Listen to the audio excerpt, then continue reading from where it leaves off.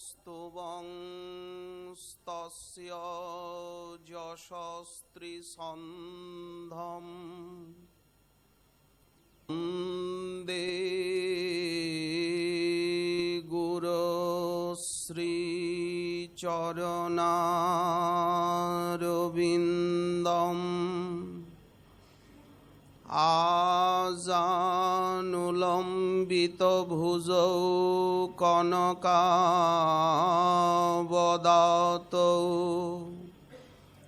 संकीर्तनैकपितरौ कमलायताक्षौ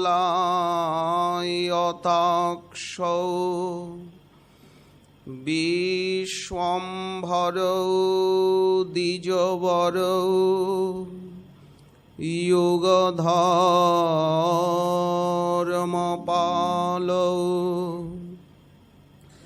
वन्दे जगत्प्रियकरौ करुणावतारौ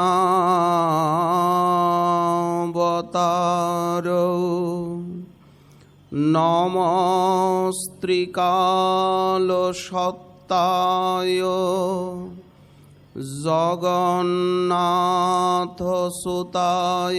च सभृताय सपुत्राय सकलत्रायते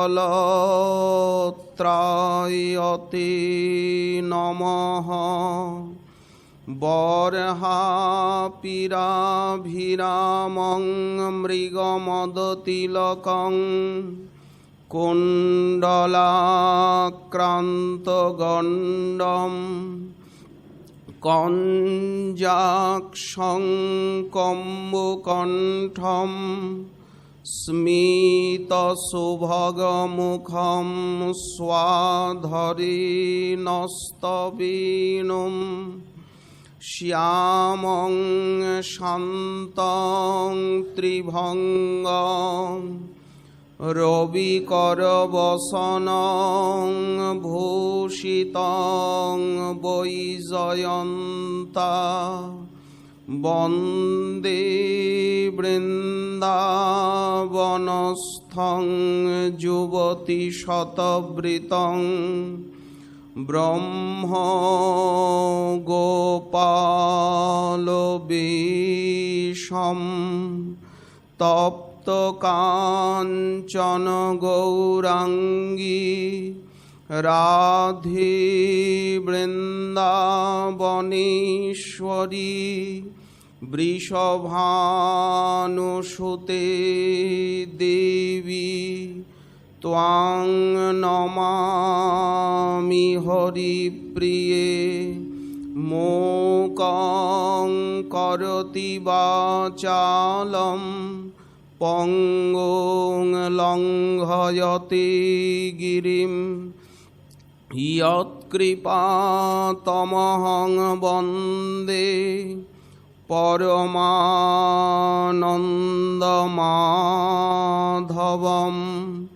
वाञ्छाकल्पतरुभ्यश्च कृपासिन्धुभ्य एव च पतितानां पावनेभ्यो वैष्णवेभ्यो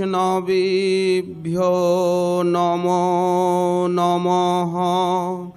हरिभक्तिपराजे च हरिनामपरायणा दुर्वृत्ता वा सुवृत्ता वा तेषां नित्यं नमो नमः। नमो धर्माय महते नमो कृष्णाय वेधसे ब्राह्मणेभ्यो नमस्कृत्य धर्मान् वक्षे सनातनान् नारायणं नमस्कृत्य नरं चैवोत्तमं দেবীং সরস্বতীং ব্যাসং ততো জয়মুদীরয়ে। জয়রূপ সনাতন ভট্ট রঘুনাথ শ্রীজীব গোপাল ভট্ট দাস রঘুনাথ।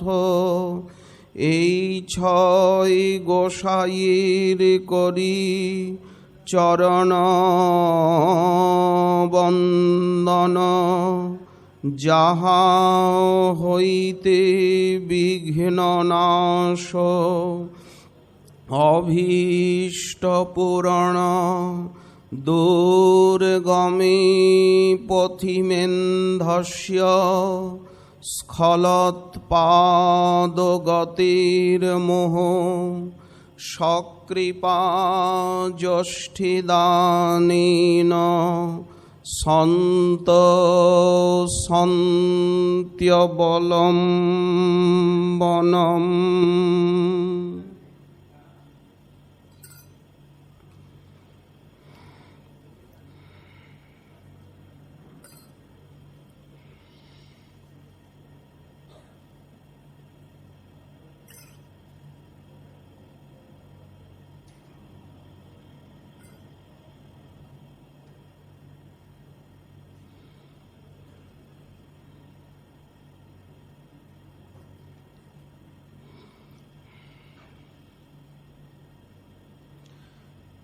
কৃপয়া কৃষ্ণদেবস্ব তদ্ভক্ত জনসঙ্গতঃ।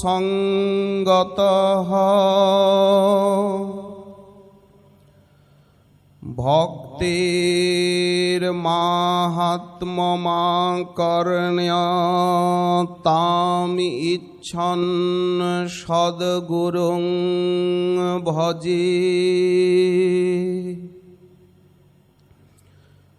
কলিযুগ পাবনাবতার প্রেমপুর স্বয়ং ভগবান পরতত্ত্ব সীমা শ্রী শ্রী রাধা মাধব মিলিত তনু সদৌপাস্য শ্রী শ্রী নদিয়া বিহারী গৌরহরির পরম অন্তরঙ্গ প্রিয় পার্ষদবর্য। বিশ্ব বৈষ্ণব বরেণ্য চূড়ামণি অস্মৎ সম্প্রদায় আচার্য কুলতিলক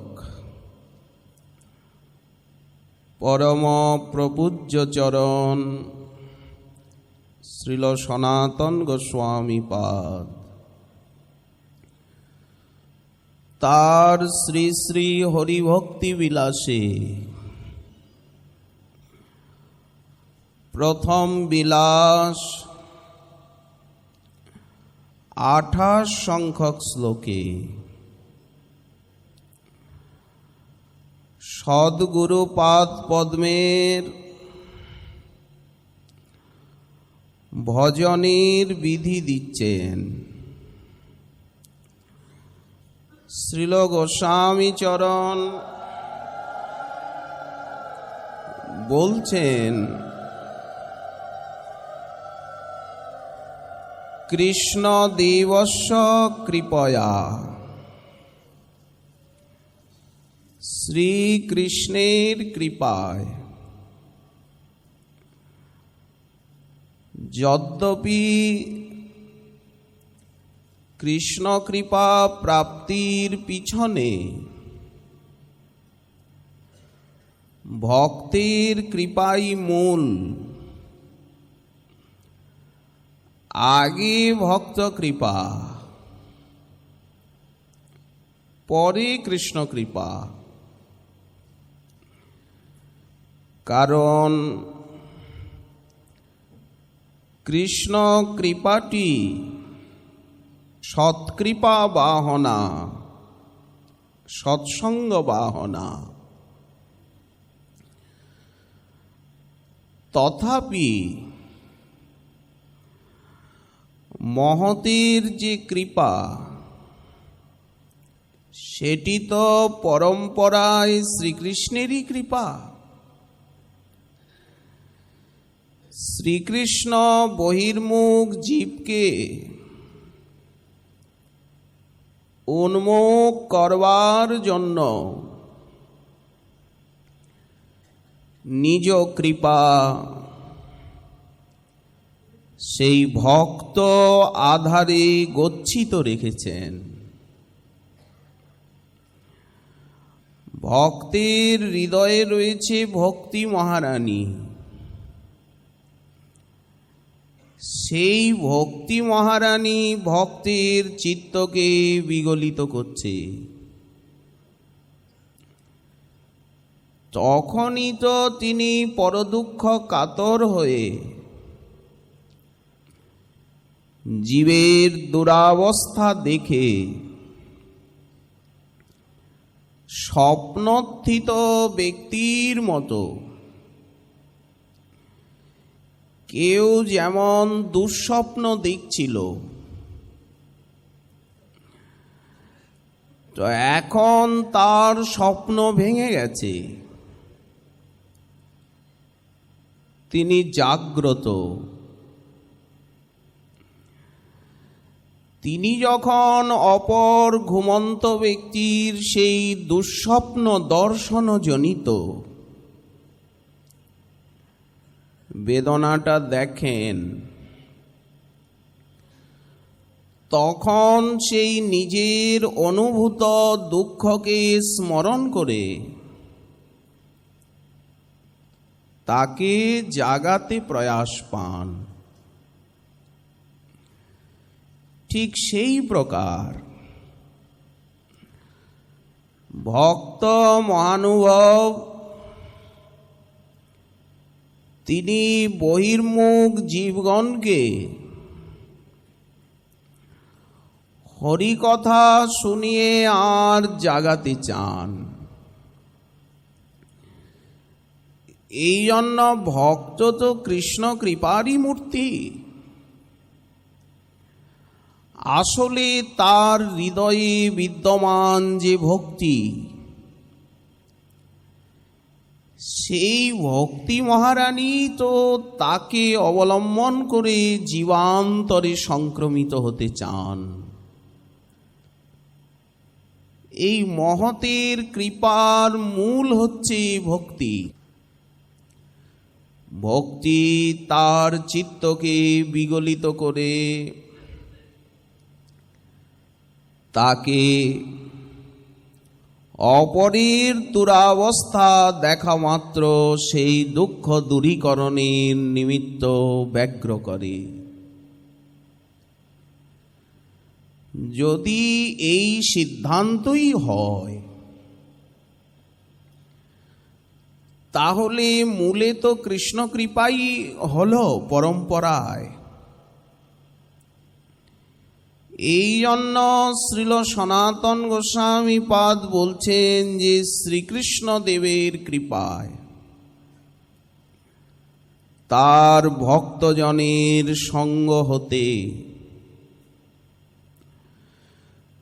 ভক্তি মুক্তি প্রভৃতি পুরুষার্থ থেকেও ভক্তির মাহাত্ম্য যে অধিক, এটি শ্রবণ করে ভাগ্যবান মানব যখন ভক্তি প্রাপ্তির জন্য লালায়িত হন,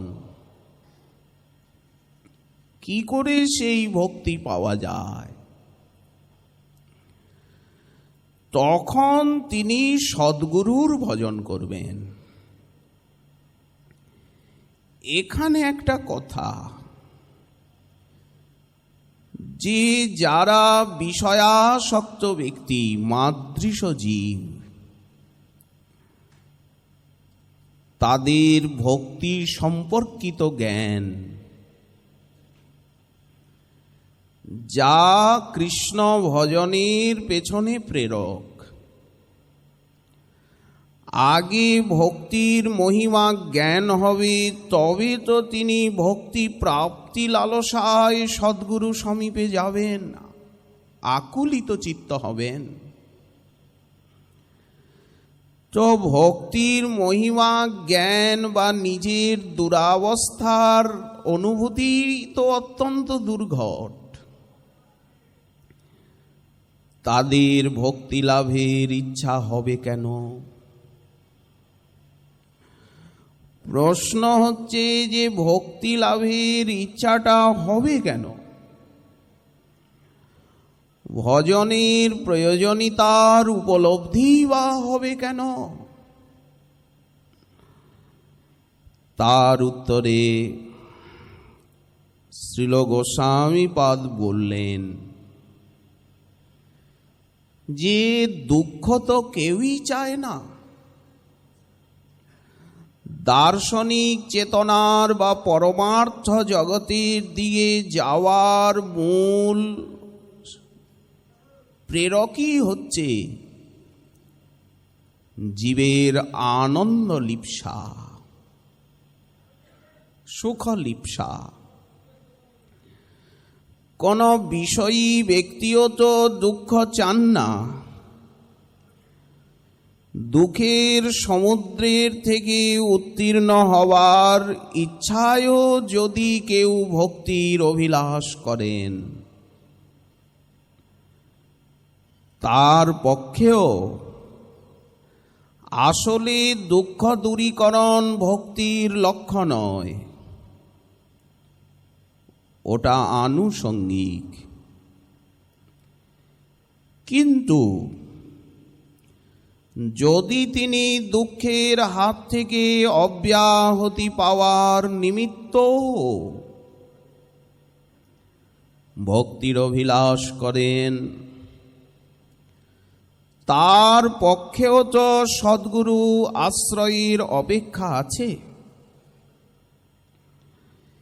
এই উদ্দেশ্যে বলছেন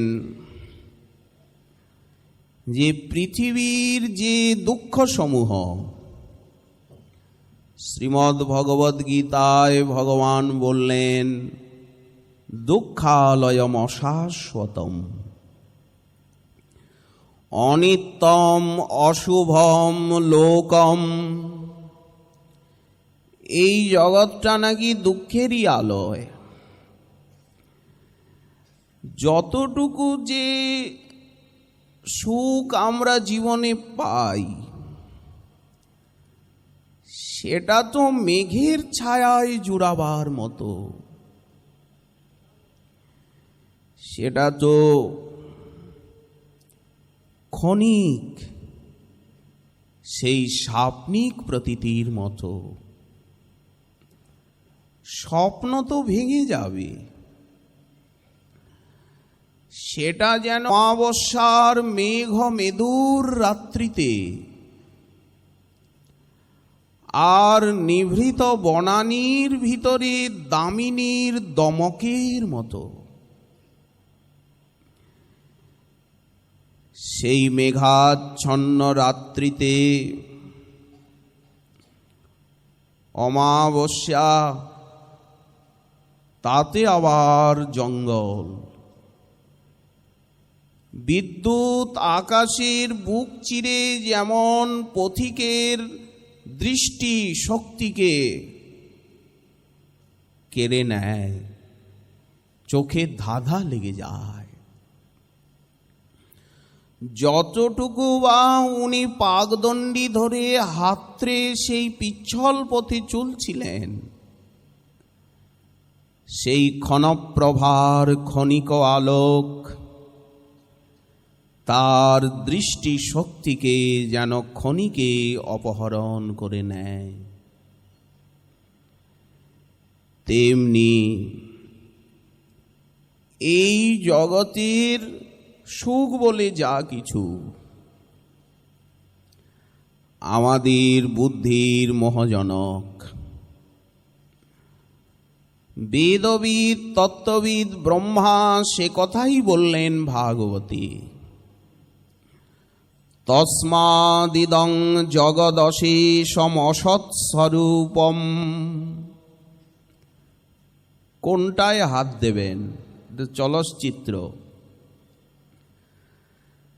হাতটা গিয়ে পর্দায় লাগছে, কাচে লাগছে, ব্যক্তি বস্তু পদার্থকে ধরা যাচ্ছে না। চলচ্চিত্রে যদি কিছু কেউ পেতে চায় বা ধরতে চায়, তো হাতটা লাগে কোথায়? দূরদর্শনে। ঠিক তেমনি এই জন্য স্বপ্নাভম অস্তধীষণম, বুদ্ধির মোহজনক, আরও মনের আধার বেড়ে যায়। বুদ্ধি হিতপ্রজ্ঞা হয়ে পড়ে, বুদ্ধি আর কাজ করে না, দেহ রোগাক্রান্ত হয়। অস্তধীষণম পুরুদুঃখ দুঃখম। হে অনন্ত, তোমার মায়ার থেকে উত্থিত হয়ে এই জগৎরূপী চলচ্চিত্র সদ ইব আভাতি।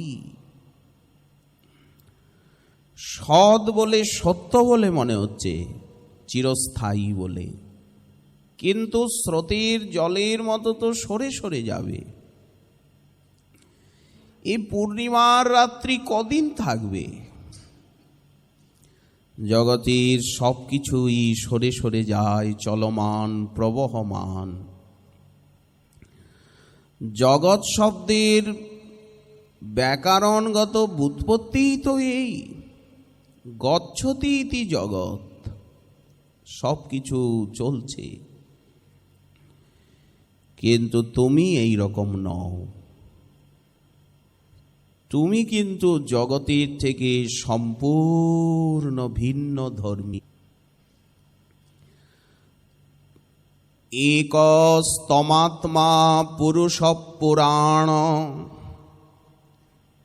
তুমি নানা নও, নেহ নানাস্তি কিঞ্চন। শ্রুতি বললেন এক, তুমি এক, অখণ্ড অদ্বয় জ্ঞান তত্ত্ব। একমেব অদ্বিতীয়ম। আত্মা পরম প্রিয়। একস্তমাত্মা পুরুষ পুরাণ। সত্য স্বয়ং জ্যোতি, অনন্ত আদ্য, নিত্য অক্ষর নিরঞ্জন। তেমনি তুমি ঋত, উপাধিত, মুক্ত, অমৃত। এই হচ্ছে ভগবত তত্ত্বের বৈলক্ষণ্য।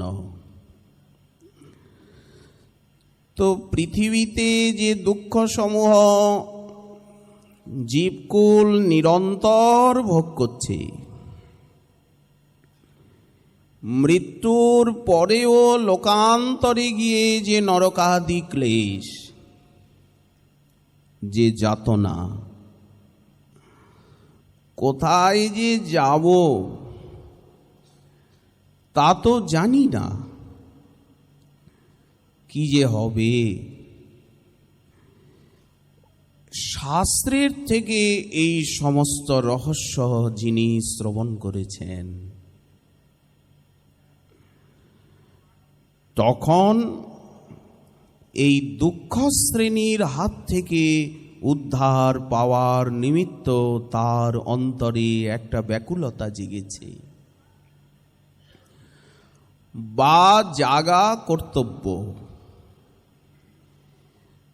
তখন আচ্ছা, কারো যদি এই জগতের বাইরে যাওয়ার অভিলাষ না হয়, বললেন তাহলে তিনি বুদ্ধিমান নন, তিনি ব্যাধ প্রকৃতির। শ্রীমদ্ ভাগবত বললেন স আত্মহা, তিনি পশুঘ্ন, আত্মহত্যাকারী, তিনি আরূঢ়চ্যুত। খাঁচাটা খোলা আছে কোনো কারণে, খাঁচাটা রোজ বন্ধই থাকে পাখিকে খাবার দেওয়ার পর, কিন্তু যেভাবেই হোক আজ খাঁচাটা খোলা, পাখিটা বেরোতে পারে, সে তাকিয়েও আছে ওই দিকে, কিন্তু বেরোবার প্রবৃত্তি তার নেই। শ্রীমদ্ ভাগবত বললেন 84 লক্ষ জনি ভ্রমণ করে করে এই খাঁচায় থেকে থেকে আজ তো মানব দেহ পাওয়া গেছে, দরজাটা তো খোলা, বেরোবার রাস্তা আছে, কিন্তু উনি বেরোবার ইচ্ছা করলেন না। তাহলে সুযোগ পেয়ে বঞ্চিত হয়ে গেলেন, আরূঢ়চ্যুত, উপরে উঠে পড়ে গেলেন। ন ভজন্তি অবজানন্তি স্থানাদ ভ্রষ্টা পতন্তধ। শ্রী ভগবান উদ্ধব মহাশয়কে বললেন, এত ক্লেশ পেয়েও আর এর ভিতরে নিশ্চিন্ত থাকাটি এবং সুখ মরীচিকার পশ্চাতে ধাবিত হয়ে দুঃখ পরম্পরা লাভ করাটি হচ্ছে অজ্ঞতা। একথা আমরা কিঞ্চিৎ আলোচনা করে এসেছি। শ্রীমদ্ ভাগবত যে বললেন লব্ধা সুদুর্লভমিদম বহু সম্ভবান্তে মানুষ্যমর্থদমনিত্যমপীহ ধীরঃ তূর্ণং যতেত নপতেত অনুমৃত্যু যাবৎ নিঃশ্রেয়সায় বিষয়ক খলু সর্বতঃ স্যাৎ। নিঃশ্রেয়সায় পরম মঙ্গলায় আত্যন্তিক ক্ষেমায় তূর্ণং যতেত। আত্যন্তিক ক্ষেম লাভ করবার জন্য শীঘ্রাতিশীঘ্র প্রযত্ন করা উচিত। যদি বিম্বকে পাওয়া যায় তাহলে প্রতিবিম্ব তো আপনি হাতে আসে। ঠিক তেমনি যে বিষয় সুখের লালসা বুকে নিয়ে এমন অমূল্য জীবনকে আমি নষ্ট করে দিলাম, সেটি তো সর্বত্র পাওয়া যায়। পশু জীবনে, দেব জীবনে, যথা তথা। ওই জন্য বলছেন বিষয় খলু সর্বতঃ স্যাৎ। বিষয় তো সব জায়গায় রয়েছে, আর গোবিন্দের ভজন করলে পরে আনুষঙ্গিকভাবে তো সব কিছু আপনা আপনি লাভ হবে। ঋদ্ধি সিদ্ধি ব্রজ বিজয়িতা সত্য ধর্মা সমাধি ব্রহ্মানন্দ গুরুরপি চমৎকারয়ত্যৈব তাবৎ যাবৎ প্রেম্ন মধুরিপু বশীকার সিদ্ধৌষধীনাম গন্ধোপি অন্তকরণ সরণিং পান্থতাং ন প্রয়াতি। বলবার তাৎপর্য, ভক্তিরসামৃত সিন্ধুতেও শ্রীমদ্ গোস্বামী চরণ জানালেন যে হরিভক্তি মহাদিব্যা, ভক্তি মুক্তিশ্চ শাশ্বতী। নিত্যঞ্চ পরমানন্দ ভবেদ গোবিন্দ ভক্তিত। একটা সকামা ভক্তিও তো আছে।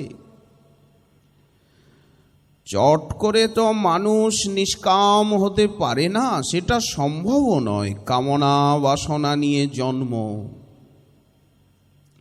কামনার কীট মোরা, অভিমানের খনি মোরা, কপটতার মূরতি মোরা। আমরা কি গুরু গোবিন্দকে ভালোবাসতে জানি? ভালোবাসি তো দেহকে। যা করি উদর ঘাড়ে বুদর পিণ্ডি। বিম্বকে চিনি না, প্রতিবিম্বকে নিয়ে করি টানাটানি। কামনা কণ্টক বনে ভ্রমিয়া বেড়ায়। এই তো সংস্মৃতি চক্র। তো ভুক্তি মুক্তি পরমানন্দময়ী সিদ্ধি ভজনের প্রভাবে আনুষঙ্গিকভাবে তো পথে চলতে চলতে সব কিছু মেলে। গোপকুমার তার প্রমাণ। নাম চিন্তামণি, মন্ত্র চিন্তামণি, ভক্তি কল্পলতার আশ্রয় নিয়ে কারো কোনো কামনা বাসনা আজ পর্যন্ত অপূর্ণ রয়নি। কেউ বলতে পারবেন না বিশ্বের ইতিহাসে যে ভজন করে আমার কামনা বাসনা পূর্ণ হয়নি। এ হতেই পারে না। কামনার অধিক তিনি দেন। শেষে আবার তার দুঃখ স্বরূপত্ব অনুভব করিয়ে জীবকে ভজন রস দিয়ে তাকে কামনা মুক্ত করে তোলেন। এ দায়িত্ব তার। আমরা যে কামনা শূন্য হয়ে ভজন করব সে সামর্থ্য মোদের নেই। তিনি কৃপা করে ভজন রসের আস্বাদন করিয়ে আমাদের চিত্তকে চিরকামনা শূন্য করে তদীয় সেবা কামনায় তিনি আমাদের চিত্ত মনকে সমলঙ্কৃত করে দেবেন। এটা তার কাজ, ভক্তি মহারানীর, সাধকের নয়। ওই জন্য কপিল দেব মাতা দেবহূতিকে বললেন, মা জরয়ত্তাসু যা কোশম নির্গিন্ন মনলো যথা। জঠরানল যেমন ভোজ্য দ্রব্যকে পরিপাক করে, ভিতরে আগুন রয়েছে, বৈশ্বানর অগ্নি উদরে। আমরা তো চব্যচস্য লেজ্জ পেয়েও প্রসাদ পেয়ে নিলাম, তো এখন হজম হবে কি করে? তার ব্যবস্থা যেমন প্রাকৃতিকভাবে করা আছে সে চিন্তা করতে হবে না, তেমনি ভক্তি মহারানী জঠরা নলের মতো স্থূল দেহ, সূক্ষ্ম দেহ, কামনা বাসনা অপরাধ আদিকে সম্পূর্ণ নষ্ট করে দিয়ে ভগবদ অনুভূতির যোগ্যতা তিনি এনে দেবেন। তুষ্টি পুষ্টি ক্ষুণ নিবৃত্তি, ভজনের প্রতি গ্রাসে গ্রাসে ভোজনের মতো ভক্তির প্রতি পদক্ষেপে ক্ষেপে ঈশ্বরানুভূতি, পরমানন্দ প্রাপ্তি এবং বিষয় বিরক্তি সঞ্জাত হবে। নিত্যঞ্চ পরমানন্দং ভবেদ গোবিন্দ ভক্তিত। পৃথকভাবে দাস করবার আবশ্যকতা নেই। তো এইভাবে একদিকে জগতের স্বরূপ, অপর দিকে কে আমি এবং আমার কর্তব্য কি, কেন এখানে এলাম, এগুলি প্রথমে কৃষ্ণ কৃপায় জীবনে সৎসঙ্গ লাভ হবে। সেই সৎসঙ্গের প্রাঙ্গণে গিয়ে এ বিষয়ে জ্ঞান হবে। ওই জন্যই বলা হলো তস্মাৎ গুরুং প্রপদ্যেত। এখানে শ্রবণ গুরুর কথা বলা হচ্ছে। এটি জিজ্ঞাসু শ্রেয় উত্তমম শাব্দে পারে চ নিষ্ণাতং ব্রহ্মণ্যুপসমাশ্রয়ম উত্তমং শ্রেয় জিজ্ঞাসুষন গুরুং প্রপদ্যেত। তো এই উত্তম শ্রেয়টি কি? এক কথায় ভক্তি সংসার তারিণী ও পরম পুরুষার্থ দায়িনী। এইটি জেনে সমস্ত জ্ঞানের ভিতরে মুখ্য জ্ঞান কি? কবিরাজ গোস্বামী পাদ বললেন, কৃষ্ণ মোর প্রভু ত্রাতা। জীবের হয় জ্ঞান। শাস্ত্র গ্রন্থ অনুশীলনের ফলে একটা জ্ঞান লাভ হবে, একটা দৃঢ়তা আসবে চিত্তে। সেই জ্ঞানটি কি? কৃষ্ণ আমার প্রভু এবং ত্রাতা। কি করে কৃষ্ণকে পাওয়া যায়? বললেন, ভক্তি একমাত্র সংসার তারিণী, পরম পুরুষার্থ দায়িনী। এইটি জেনে আর উনি তত্ত্বজ্ঞ বা তত্ত্বদর্শী শ্রী গুরুদেবের শরণ নেবেন। এখানে ভাগবত আদি ভক্তি শাস্ত্রে যিনি কুশল, ভক্তি মার্গের কথা বলা হচ্ছে। বেদ এবং বেদার্থ তাৎপর্য জ্ঞাপক যে শাস্ত্র, কিন্তু মুখ্য বিধিতে ভক্তি শাস্ত্র। সেই ভক্তি শাস্ত্রে যিনি পারঙ্গত, নিপুণ। শুধু শাস্ত্রে নিপুণ হলে হবে না।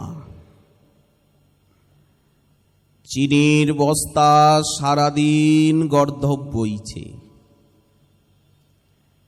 কিন্তু খায় তো খড়কুটোই। কে তাকে চিনি দেয়? গর্ধবের রসনা যেমন শর্করার স্বাদ পায় না, এটি তার দুর্ভাগ্য। তেমনি দিনরাত শাস্ত্রের পাতা উল্টে বাঘ আড়ম্বরাচার্য হয়েও যদি ঈশ্বর অনুভূতির থেকে জীবন বঞ্চিত হয়, তাহলে তাকে গোগর্ধব অপেক্ষা অন্য কোনো মহান পদবী দেওয়া যায় কি? শ্রীমদ্ ভাগবত বললেন, ক পণ্ডিত। কে পণ্ডিত? অথবা ক পণ্ডিত বলতে কোন পণ্ডিত? শরণং সমীয়াৎ। তোমার চরণে শরণাগত হওয়ার ইচ্ছা না করেন, সম ইয়াত। ইন্ধাতু গতি এবং প্রাপণে, যাওয়া পাওয়া, ইন্ধাতুর অর্থ। তো জগতে কেমন বিদ্বান আছেন যে তোমার কাছে যেতে এবং তোমাকে পেতে না চায়? কেউ বলছেন, নাইবা পেলাম ভক্ত প্রিয় ঋতজ্ঞ সুহৃদ কৃতজ্ঞাত। এক একটা গুণের উল্লেখ করছেন। সেইখানেই বলা হচ্ছে যে ভজন করলে তিনি অভিকামান দদাতি ভজত। তো যখন সব ভক্তকেই তিনি নিজেকে দিচ্ছেন, তাহলে আর তার থাকবে কি? বললেন না অপচয় উপচয় ন যস্য। ভজনের প্রয়োজনীয়তা। তাহলে বিজ্ঞ ব্যক্তি তিনি, যিনি সর্বদা পরমেশ্বরের আরাধনা করে অপ্রত্যক্ষ অপরোক্ষ অনুভবী, প্রত্যক্ষানুভবী। এই অনুভব যতক্ষণ না হচ্ছে ততক্ষণ বকবগানি সার। অনুভূতির জন্য সব কিছু, লোকের মন মজাতে নয়।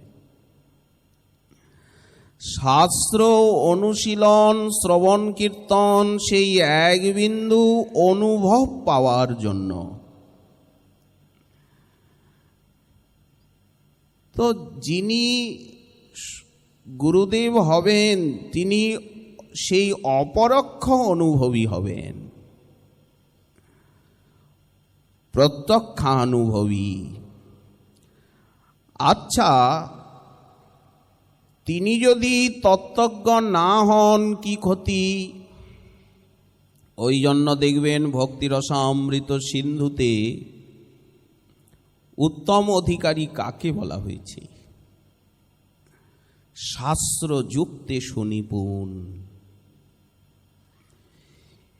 মায়াবদ্ধ জীবের নাহি কৃষ্ণ গুণ জ্ঞান। মায়াবদ্ধ জীব তো কৃষ্ণকে জানে না, সে তো চিরজন্মান্ধ, সে তো আলোবাতির মুখ দেখেনি, চির অন্ধকারে সে দিশেহারা। মায়াবদ্ধ জীবের নাহি কৃষ্ণ স্মৃতি জ্ঞান। তো কি করে কৃষ্ণ স্মৃতি জ্ঞান লাভ করা যায়? সেই জন্য শ্রীকৃষ্ণ শব্দ ব্রহ্মরূপে নিজেকে প্রকাশ করলেন। নিজেই শব্দ ব্রহ্ম হয়ে ব্রহ্মার কাছে এলেন। হৃদা আদি কবয়ে ব্রহ্মতেনে। শ্রীমদ্ ভাগবত বললেন, কৃপায় করিল কৃষ্ণ বেদ পুরাণ। শাস্ত্র হচ্ছেন তারই কল্যাণময় অবতার। কি করে শাস্ত্রকে হৃদয়ে ধরবেন কে? ভগীরথের দরকার, সামনে নিয়ে যাবে কে?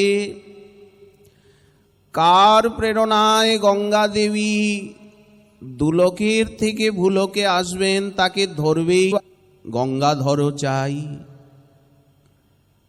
কে ধরবে সিদ্ধান্ত গঙ্গাকে?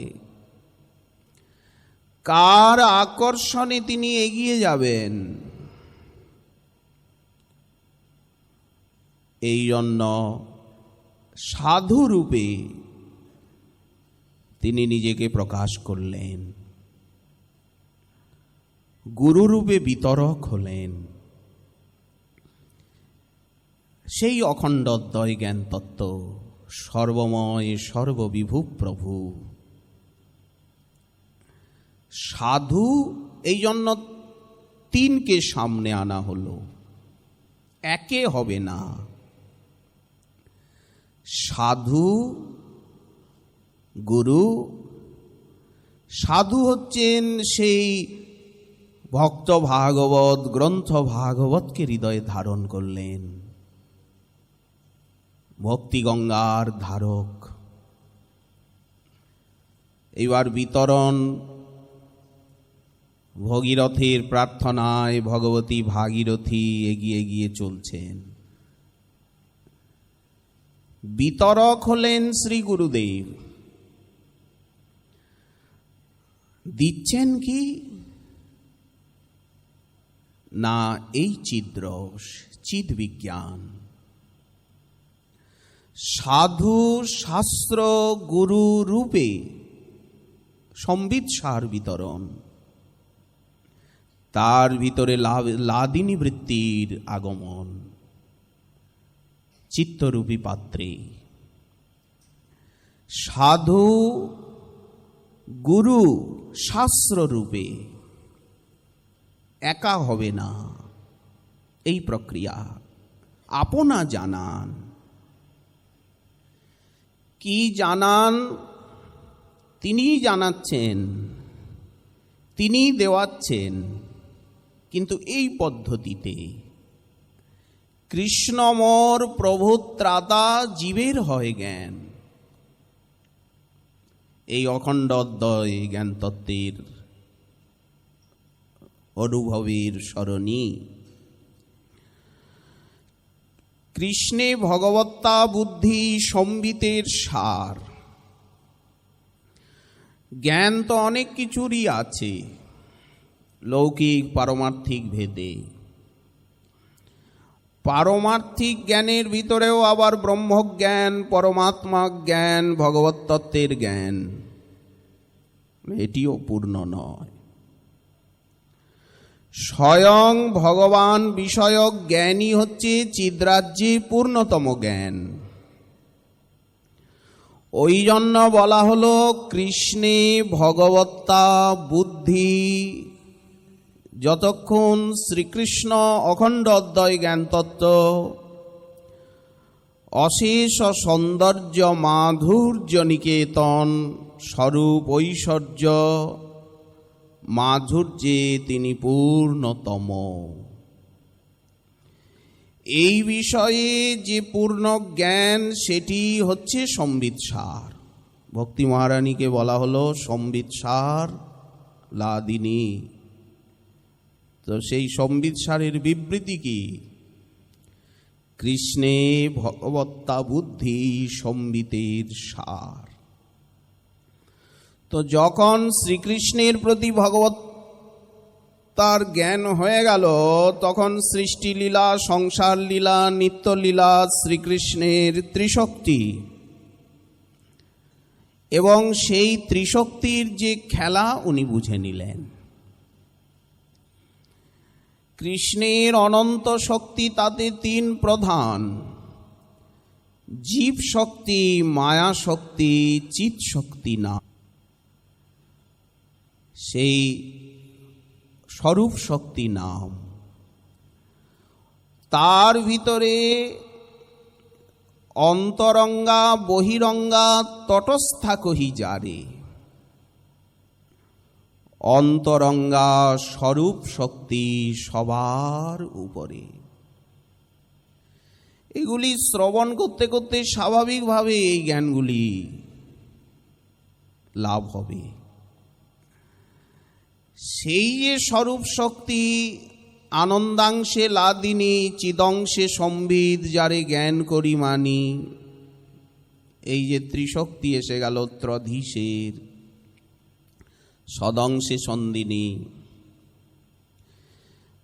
তো পূর্বোক্ত যে ত্রিশক্তি, সেই ত্রিশক্তি ছাড়া জগতে আর কিচ্ছু নাই। মায়া শক্তি বৈভব অনন্ত কোটি ব্রহ্মাণ্ড, সৃষ্টি লীলা হচ্ছে, প্রলয় লীলা হচ্ছে, হবে। এখান থেকে বেরিয়ে যেতে হবে, যাতা ঘুরবেই, যাতা ঘুরবে, ও বন্ধ হবে না। এই চক্রের থেকে বেরিয়ে যেতে হবে। এই জগৎ নিয়ে ছোড়া হাত পা ছুড়লে হবে না। কেন জগৎটা এরকম, কেন এরকম হচ্ছে, কেন সে আমার সঙ্গে এইরকম ব্যবহার করলো, বলে কেন ওর কোনো উত্তর নেই। তোমাকে নির্লিপ্ত হয়ে ভেতরে যেতে হবে। বাইরে থাকলেই ঝড় তুফান, ঘরের ভিতরে যাও। অন্তর্মুখ হতে প্রয়াস করো। সমত্তং যোগ উচ্চতে, সর্বত্র সমদর্শী হও।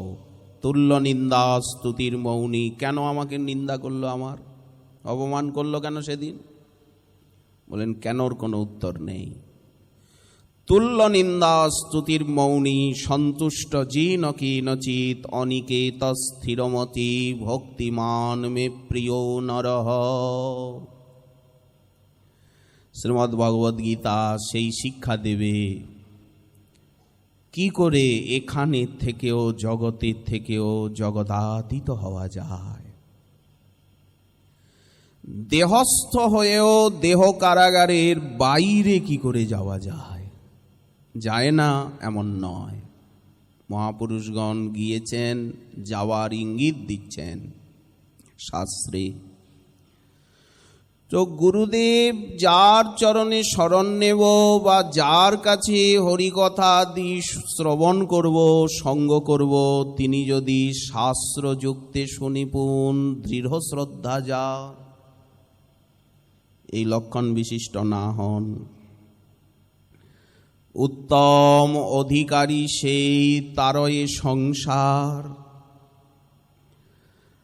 আর একটা স্তর বললেন শাস্ত্র যুক্তি নাহি জানে, দৃঢ় শ্রদ্ধাবান, অথচ ভজনে খুব রুচি। এটাও মহৎ কৃপায় লাভ হয়। অত উনি সিদ্ধান্ত জানেন না, কঠিন প্রশ্ন করলে বোঝাতে পারবেন না, বা সেই রকম একটা কথা বললে উনি বলবেন যে বাবা অত শত বুঝি না, গুরু আজ্ঞায় সাধন করে যাচ্ছি, আর কিছু তেমন বলবেন না। শাস্ত্র যুক্তি নাহি জানে, দৃঢ় শ্রদ্ধাবান,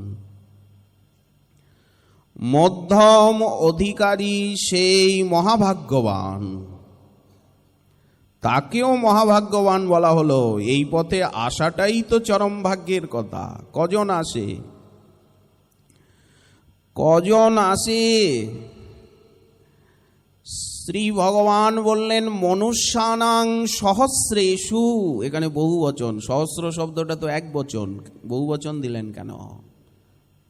সহস্র সহস্র বারবার বলুন না, সহস্র যতবার পারেন। সহস্র সহস্র মানবীর ভিতরে কশ্চিৎ এক বচন দিচ্ছেন, যততি সিদ্ধয়ে। পরা সিদ্ধির জন্য প্রযত্ন করেন কোন এক ভাগ্যবান। মহাপ্রভু নিজে বললেন ভ্রমিতে ভ্রমিতে কোন, এটা কোন শব্দটাও এক বচন। তরে এ কথাও বললেন কোটি মুক্ত মধ্যে সুদুর্লভ এক কৃষ্ণ ভক্ত। দুর্লভতা দেখানো হচ্ছে। দুর্লভ, কিন্তু দুর্লভ হয়েও সুলভ, সুলভ হয়েও দুর্লভ, এইটি হচ্ছে অচিন্তত্ব। যেমন ভগবান চিরদুর্লভ হয়েও চিরসুলভ। কোন ভক্ত কবি বললেন হরির মতো সহজ এমন কোথায়ও কিছু নাই। কারণ সর্বত্র আছেন, সর্বস্থানে আছেন, সর্বময় সর্ববস্তু রূপে নিজেকে প্রকাশ করেছেন। ঈশাবাস্যম ইদম সর্বম।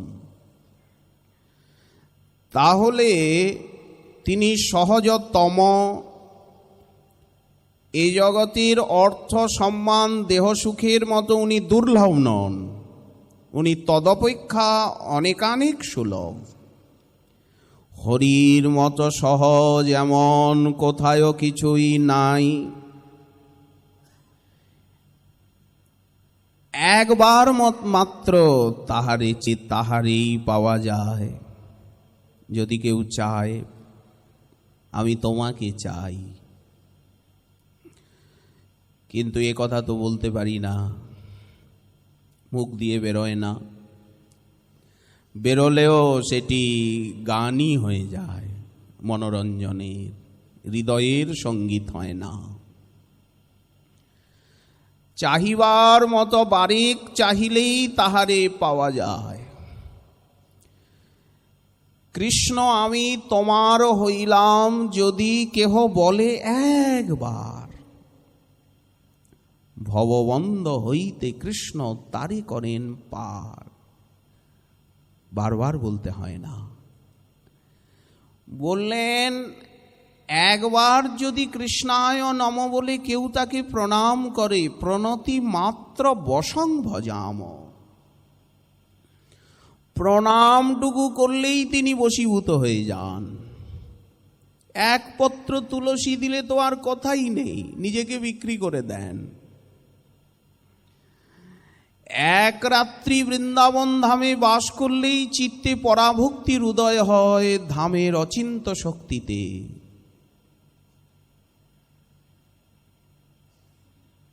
একবার রাধাকুণ্ডে স্নান, সেই মহাভাবাক্ষ রাধা প্রেম করে দান।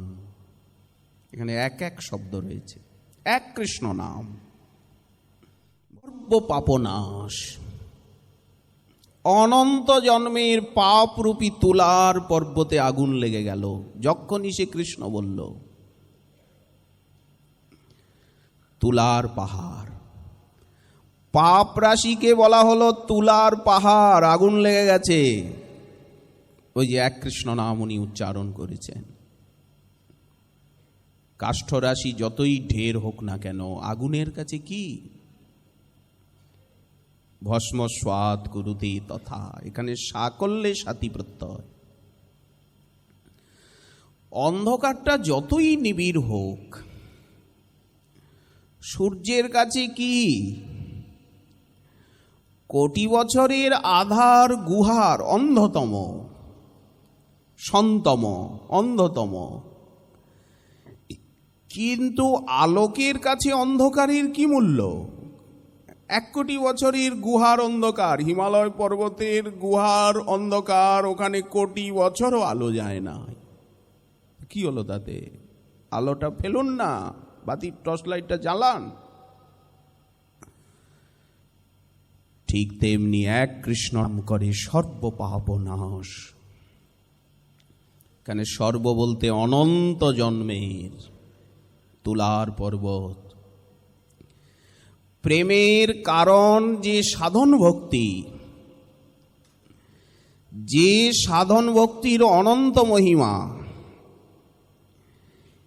এই সাধন ভক্তির হচ্ছে পরমধর্ম বা পরমশ্রেয়। এই সাধন ভক্তি হচ্ছে আত্যন্তিক ক্ষেম। ভজন প্রাপ্তি হচ্ছে জীবনে পরাপ্রাপ্তি, পরমপ্রাপ্তি। এই জন্য একটি কথা বারবার শোনা হয়েছে বা গেছে, ভজন পাওয়া মানে তাকে পাওয়া। ভজনের রুচি বলতে তার প্রতি একান্ত অভিরুচি। ভাগবত বললেন,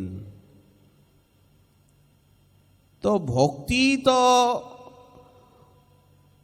পরমধর্ম, তো সেই হরিনাম, সকৃত উচ্চারিত হরিনাম, অঙ্ঘ সংহরদ অখিলং সকৃত উদয়া দেব, ভগবান নাম কৌমুদী। দৃষ্টান্ত দিচ্ছেন এখানেও সকৃত, এই শ্লোকেরই অনুবাদ। এই যে এক কৃষ্ণ নাম করে সর্ব পাপ নাশ। প্রেমের কারণ যে সাধন ভক্তি, তাহা করয়ে প্রকাশ। অঙ্ঘ বলতে পাপ, অঙ্ঘস, অঙ্ঘ সংহরদ অখিলং সকৃত উদয়াদেব তরণীরিব তিমির জলধিম। তরণী বলতে সূর্য। সূর্য উদিত হয়ে যেমন সেই সাগরের মতো দুস্তর অন্ধকারকে সঙ্গে সঙ্গে বিদূরিত করে, উদিত হতে হয় না, অরুণোদয় মাত্রই অন্ধকার ক্ষয়িষ্ণু হয়ে যায়। প্রেমের কারণ ভক্তি করয়ে প্রকাশ। প্রেমের উদয়ে হয় প্রেমের বিকার, পুলক কম্প গদগদ অশ্রুধার।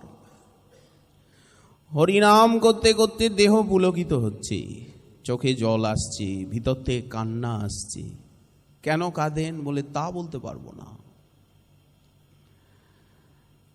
কেন চুপ করে থাকেন? কথা বলেন না কেন? একা একা থাকতে ভালোবাসেন কেন? কি দুধে জলে এক হয়ে যাবে? দুধ মূল্য হারিয়ে ফেলবে? তাই কি এই রকম একা চুপ করে থাকেন? কি হৃদয়ের বাতি নিভে যাবে তাই মুখের কপাট খুলতে চান না? বাতাস লেগে হৃদয়ের জ্ঞান প্রদীপ নির্বাপিত হবে কি অনুভবের প্রদীপ? তো কথা বলেন না কেন? প্রেমের উদয়ে হয় প্রেমের বিকার, পুলক কম্প গদগদ অশ্রুধার। অনায়াসে ভবক্ষয়, দেহাবেশটার হ্রাস হতে থাকে। হরিনাম করে কি, সাধন ভক্তি করে কি, দেহাবেশটাকে নষ্ট করে দেয়। দেহ আছে, দেহে আবেশ নেই। এ বড় কঠিন কথা। সুপারিটা পেকে গেছে, তখন আলাদা হয়ে গেছে, এখন নাড়লে টকটক করে বাজে। আছে তখনও সুপারিটা খোলার ভিতরে আছে। ঠিক তেমনি দেহ আছে, কিন্তু দেহ ধর্মের থেকে উনি ধীরে ধীরে আলাদা হয়ে যাচ্ছেন। স্পষ্ট উনি বুঝতে পারছেন যে দেহটা ঠিক যেন কাপড়ের মতো। কাপড়টা আছে শরীরে লজ্জা নিবারণের জন্য, কিন্তু সবসময় কাপড়ের দিকে দৃষ্টি থাকে না। কলমটা আছে, কিন্তু কানে গোজা, মনে থাকে না কলমের কথা। কাঁধের গামছার মতো। বাসাংসি জীর্ণানি যথা বিহায়, শ্রীমদ্ ভগবদ গীতা এ কথাই বললেন। অনায়াসে ভবক্ষয়, দেহস্মৃতি নাহি যার, সংসার খুব কাহাতার। দেহাবেশটাই তো সংসার। দেহকে নিয়েই তো পাপ বলেন, পুণ্য বলেন, ভালো বলেন, মন্দ বলেন, সব কিছু দেহটাকে নিয়েই তো ঘষা মাজা। যদি দেহের প্রতি স্মৃতিটা চলে যাচ্ছে, তো এগুলিও সব পালাচ্ছে। একেই বলা হলো অনায়াসে ভবক্ষয়। কৃষ্ণের সেবন, এক কৃষ্ণ নামের ফলে পাইয়ে এত ধন। এই এক এক এক এক বলা হচ্ছে। তো এই শাস্ত্র যুক্তি, শাস্ত্র যুক্তি দৃঢ় শ্রদ্ধাবান, মধ্যম অধিকারী সেই মহাভাগ্যবান। আচ্ছা, শাস্ত্র যুক্তিও জানা নেই আর ভজনেও দৃঢ়তা নেই। যেমন মাদৃশ জীব, কোনো দিকেই ঠিক না, তালে গোলে হরিবোল, একটা মোয়া পাকানোর মতো। যাক মেঘে ঝুঁকে সেই মাদুগুরির প্রসাদের দলার মতো সব কিছুই, সর্বঘটে কাটালি কলা। তথাপিও তাকে আসন দেওয়া হচ্ছে। কেন? ভালো তো লাগে, কিছু তো ভালো লাগে। এ কথা তো বলতে পারবেন না যে একেবারে ভালো লাগেই না। ওই যে সামান্যতম তার ভালো লাগছে, হরিনাম, হরিকথা, হরি সেবা, সাধুগুরু বৈষ্ণব, ভালো তো লাগে। ওই জন্য বলা হয়েছে কৃষ্ণ নাম মাত্র শুনো যার রসনায়। কৃষ্ণ নাম করছে, ভগবানের নাম করছেন উনি, হরিকথা শুনছেন, প্রণাম করেছেন, সাবধান, ওনাকে আপনি অবজ্ঞা অশ্রদ্ধা অনাদর করতে পারবেন না। কৃষ্ণ নাম মাত্র, মাত্র শব্দের অর্থ কি? অন্য ব্যবচ্ছেদে শুধু নামটুকুই উনি উচ্চারণ করেছেন, হরিনাম ভালোবাসেন। এখনো উনি সদাচারী আদি হতে পারেননি, কিন্তু তথাপি মনে মনে সমাদর করিবেক তাই। দীক্ষিত হইয়া কৃষ্ণ ভজিবে যে নর, উনি দীক্ষা নিয়েছেন, মন্ত্ররূপী ভগবানকে হৃদয়ে ধারণ করেছেন। মন্ত্রই ভগবান। শ্রীকৃষ্ণের সঙ্গে সম্বন্ধ বিশিষ্ট হয়েছেন, সম্বন্ধের বন্ধনে প্রভুকে বাঁধতে চেয়েছেন। তা না হলে উনি মন্ত্র নেবেন কেন? দীক্ষিত হইয়া কৃষ্ণ ভজিবে যে নর, প্রণতিপূর্বক তারে করিবে আদর। প্রণাম। উনি পঞ্চ সংস্কারে সংস্কারী। ললাটে তিলক, কণ্ঠে নলিনাক তুলসী নলিনাক্ষ মালা, হরিনামাঙ্কিত গাত্র, ভগবত দাস্যসূচক নাম ওনার কৃষ্ণদাস, হরিদাস, গোবিন্দ দাস, ভগবত দাস্যসূচক নাম। আর অর্চন পরায়ণ, এই যে পঞ্চ সংস্কারের কথা শাস্ত্রে আছে। দীক্ষিত হইয়া কৃষ্ণ ভজিবে যে নর, প্রণতিপূর্বক তারে করিবে আদর, তা না হলে অপরাধ হয়ে যাবে। তো বৈষ্ণব তো উনি, ভক্ত তো উনি। আর কৃষ্ণ ভজনে বিজ্ঞ, ভজন দিতে নিতে বোঝাতে শক্তি ধরেন, নেওয়া দেওয়ার ব্যাপারে কুশল। কৃষ্ণ ভজনে বিজ্ঞ যেই মতিমান,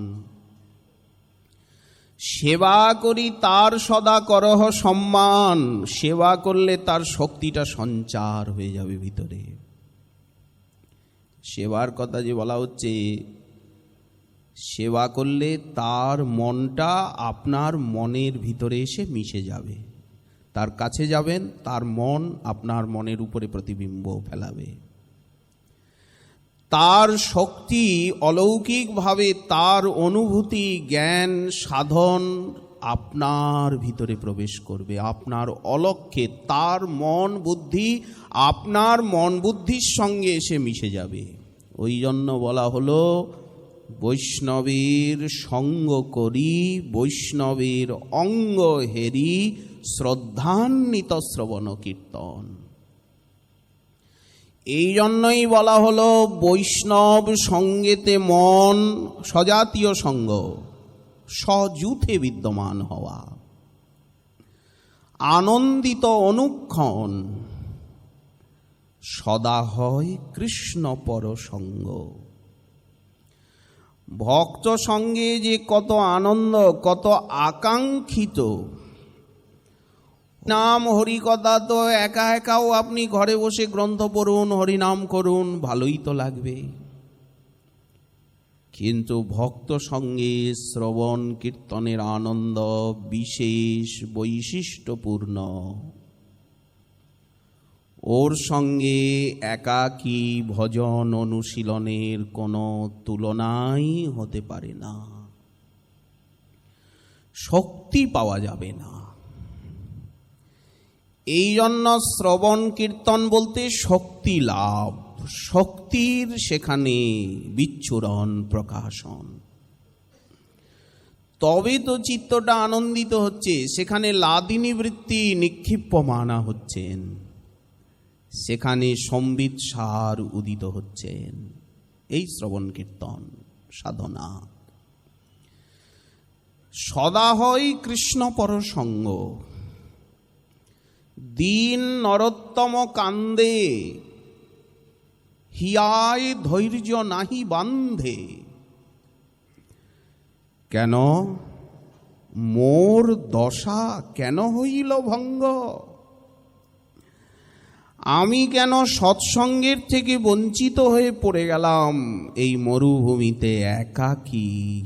আজ সময় কাটতে চায় না। প্রাণের কথা বলবার একটা ব্যক্তি নাই, মুখ দেখে বুক বুঝবে। অনেকেই তো মুখের দিকে হা করে তাকিয়ে থাকে।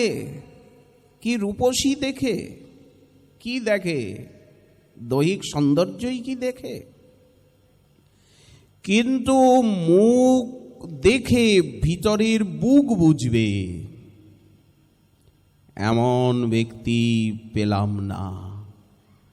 কতবিদ গধজন রসয়নু মে অল, অনুভব কাহু কণা পেখি পেখ। কবি বিদ্যাপতি বলছেন, প্রাণ জুড়াইতে লাখে না মিলিল এক, সমসঙ্গী পেলাম না। ঠাকুর মহাশয় বলছেন, আমার মুখ দেখে বুক বুঝতে পেলাম না কার সঙ্গে কথা বলবো। যা বা পেয়েছিলাম তারা পালিয়ে গেল, ফাঁকি দিল, আমায় নিয়ে গেল না। প্রভু মোর শ্রীনিবাস, যে আনিল প্রেম ধন করুণা প্রচুর, তিনিও ফাঁকি দিয়ে চলে গেলেন। দীক্ষা গুরুদেব, শিক্ষা গুরুদেব, তারা তো আমায় হাতে ধরে নিয়ে যাবেন, তারা তো প্রতিশ্রুতিবদ্ধ, কিন্তু আমি এখানে পড়ে রইলাম এপারে। আমার আশ্রয়দাতা প্রভু শ্রীনিবাস বিদায় নিলেন। প্রিয় সখা রামচন্দ্র, সেও কি আমায় ভুলে গেল? এই সৎসঙ্গ।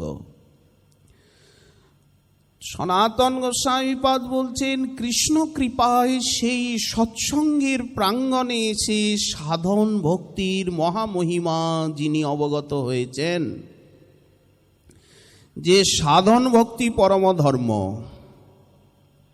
সাধন ভক্তি সর্বকামপ্রদা, সমস্ত অশুভগ্নি, সাধন ভক্তি সমস্ত অন্তরায়ের নিবারক, সমস্ত ভয়ের নিবর্তক, পাপগ্নি, পাপ বাসনাটাকে পর্যন্ত নষ্ট করে দেবেন, অবিদ্যা হরণ করবেন, সর্বপ্রীণন সকলকে তৃপ্ত করবেন। কারণ ভক্তি হচ্ছেন ক্লেশগ্নি। কোনো জ্বালা যন্ত্রণা দুঃখ কষ্ট তিনি জীবনে আসতে দেবেন না। তাহলে যে করি বলেন, কার্বঙ্কলটা ফোড়াটাকে কেন কষ্ট পাচ্ছ, ফোড়াটাকে একটু ঠিক করতে দাও না। ও জায়গাটা হাত লাগালেও করে অস্থির হয়। চিকিৎসক অস্ত্রোপচার করবেন, তো তেমনি শ্রীকৃষ্ণ আমা ভজে মাগে বিষয় সুখ, যখন ওগুলো উনি কেড়ে নিতে চান, তখন আমরা হাউমাউ করে কাঁদতে আরম্ভ করি। অনেকে তো হয় যে ভজন করতে করতে পুত্র বিয়োগ হলো, পত্নী বিয়োগ হলো, ব্যবসা উল্টে গেল, তখন রাগ করে গিয়ে গিরিধারী চিত্রপট ইত্যাদি নিয়ে একেবারে ছুঁড়ে পুকুরের জলে, আর কোনো এই সবের জন্যই যা দূর করে দিল। আর তিলকমালা আর ভজন সাধন কিছু নয়, এই ভজন করতে গিয়েই এত উৎপাত হলো। ভালোই তো ছিলাম, অস্ত্রোপচারটা ঠিক মতো করতে দিল না। আমা ভজে মাগে বিষয় সুখ, অমৃত ছাড়ি বিষ মাগে এত বড় মূর্খ। কৃষ্ণ বলেন, আমি বিজ্ঞ, আমাকে পাওয়ার অন্তরায় এইগুলি। পর্দাগুলো তো সরাতেই হবে, অন্তরায়গুলিকে তো দূর করতে হবে, তা না হলে কি করে দেখা সাক্ষাৎ হবে? এতগুলি একটার পর একটা পর্দা দেওয়া আছে। কষ্ট তো হয়ই, কৃষ্ণেরও কষ্ট হয়। সুচিকিৎসক যখন অস্ত্র উপচার করেন, তখন তার অন্তরে ব্যথাই হয়, শ্রীকৃষ্ণেরও কষ্ট হয়। টাকা পয়সাগুলো একেবারে গোল্লায় গেল, আত্মীয় স্বজনরা বলল যে ওর মাথা গোলমাল হয়ে গেছে, ওকে একঘরে করে দেওয়াই ভালো। কেউ আমার দিকে এখন আর তাকায় না, আমাকে দেখলে দূরে দূরে সরে যায়। কিরকম যেন একাকী জীবন, কারো সঙ্গে মেশা যায় না, কোথায় সামাজিক অনুষ্ঠানে অংশগ্রহণ করা যায় না। তাহলে কি আমি জীবিত কি মৃত নাকি অবহেলিত? কত চিন্তার পাহাড় এসে মাথায় জমে, আকাশ ভেঙে পড়ে। আমি বিজ্ঞ, সেই মূর্খে বিষয় কেন দিব, সচরণামৃত দিয়া তারি বিষয় ভুলাইব। ইচ্ছা পিধানং নিজপাদ পল্লবম, নিজপাদ পদ্ম দিয়া করেন ইচ্ছার পিধান। তো এইভাবে সাধন ভক্তির মহিমাগুলি অবগত হয়ে, আর উনি ভক্তি প্রাপ্তির ইচ্ছা, তাম ইচ্ছন। এই যে সাধু সঙ্গে সাধু মুখে কথামৃত শুনিয়া বিমলচিত। প্রথমে শ্রবণ, শ্রবণ ছাড়া কোনো অঙ্গেই তো প্রবৃত্তি আসবে না। তখন উনি ভক্তির ইচ্ছা করলেন, আমি যদি ভক্তি লাভ করতে পারতাম কি উপায়ে লাভ করব। একটা জিজ্ঞাসা এলো, আমাকে ভজন করতে হবে, সাধন বিনা সাধ্য বস্তু কেহ নাহি পায়, তাহলে আমি কিভাবে সাধন করব? গুরু কর্ণধারম, উনি শুনলেন যে নির্দেহমাদ্যম সুলভম সুদুর্লভম প্লবম সুকল্পং গুরু কর্ণধারম। নৌকা তখনই ঠিক মতো সুসংহতভাবে চলে যখন তাতে কর্ণধার থাকে। তা না হলে তো নৌকা এদিক ওদিক বায়ু তরঙ্গে আন্দোলিত হবে। কর্ণধার চাই, শরণাগতির পাল তুলে দিতে হবে, অনুকূল পবনে এগিয়ে যাবে সেই জীবনপথ। যখন উনি এসব শুনলেন তখনই তাম ইচ্ছন, ভক্তিকে পাবার ইচ্ছা করতে করতে, এই ইচ্ছাটাই বহুমূল্যবান। ভজনের ইচ্ছা কজনের জাগে? ওই তো মনুষ্যানাং সহস্রেষু কশ্চিৎ, তাও অসা করলে, সকলে নয়, কোনো এক ভাগ্যবান ব্যক্তি। যততি সিদ্ধয়ে যততাম অপি সিদ্ধানাম, যারা প্রযত্ন করছেন তাদের ভিতরেও কশ্চিৎ, কোনো এক ব্যক্তি মাং তত্ত্বত জানাতি, আমাকে তত্ত্বত জানতে পারেন। তত্ত্বত বলতে শাস্ত্রে আমার স্বরূপ ঐশ্বর্য মাধুর্য মহিমা যেমন বর্ণনা আছে, ঠিক সেই প্রকার তিনি আমাকে আমার কৃপায় জানতে পারেন। খালি সাধনে না, দু আঙুল, ও দু আঙুল কম হলে হবে না, সাধনা করুণা। কারণ ঈশ্বরের কৃপালে সহায়তো যাহারে, সেই সে ঈশ্বর তত্ত্ব জানিবারে পারে। তখন উনি মন্ত্রগুরুর আশ্রয় নিচ্ছেন। সনাতন গোস্বামী পাদ এখানে সদ্গুরুদেবের লক্ষণ সম্যক রূপে বিচার করেছেন। তারপরে তিনি সাধন ভক্তি লাভ করলেন। শ্রবণ কীর্তন অর্চন বন্দন। শ্রীমৎ রঘুনাথ দাস গোস্বামী পাদ বললেন, নিত্য গান্ধর্বিকা গিরিধরের পঞ্চামৃতের দ্বারা আরাধনা। যেমন দধি দুগ্ধ ঘৃত মধু শর্করা সহযোগে পঞ্চামৃত, ঠিক তেমনি শ্রবণ, নিত্য শ্রবণ, শ্রবণ কীর্তন জলে করয়ে সিঞ্চন। একদিন শুনলাম, অবশ্য শাস্ত্র বললেন এক্ষণকালও, সূর্য আর তার আয়ুকে হরণ করবে না। ক্ষণকালের কৃষ্ণ কথা সারা জীবনকে কৃষ্ণ কথাময় করে তুলবে। কথাটি ঠিক। এক কৃষ্ণ নামই জীবনকে কৃষ্ণ নামময় করে তুলবে। ক্ষণিকের চিন্তন সেই চিন্তামণির সারা জীবনকে চিন্তনময় করবে। কথা ঠিকই, কিন্তু কৃতিসাধ্যা হরিভক্তি প্রযত্ন অনুদিন অনুদিনমাদরেণ গৃহ্ণন। শ্রীমদ্ ভাগবত বারবার যেখানে যেখানে সাধন ভক্তির কথা এসেছে সেখানে নিত্যং ভাগবত সেবয়া, নিত্য শব্দ প্রয়োগ করেছেন। আহারটা যেমন রোজ,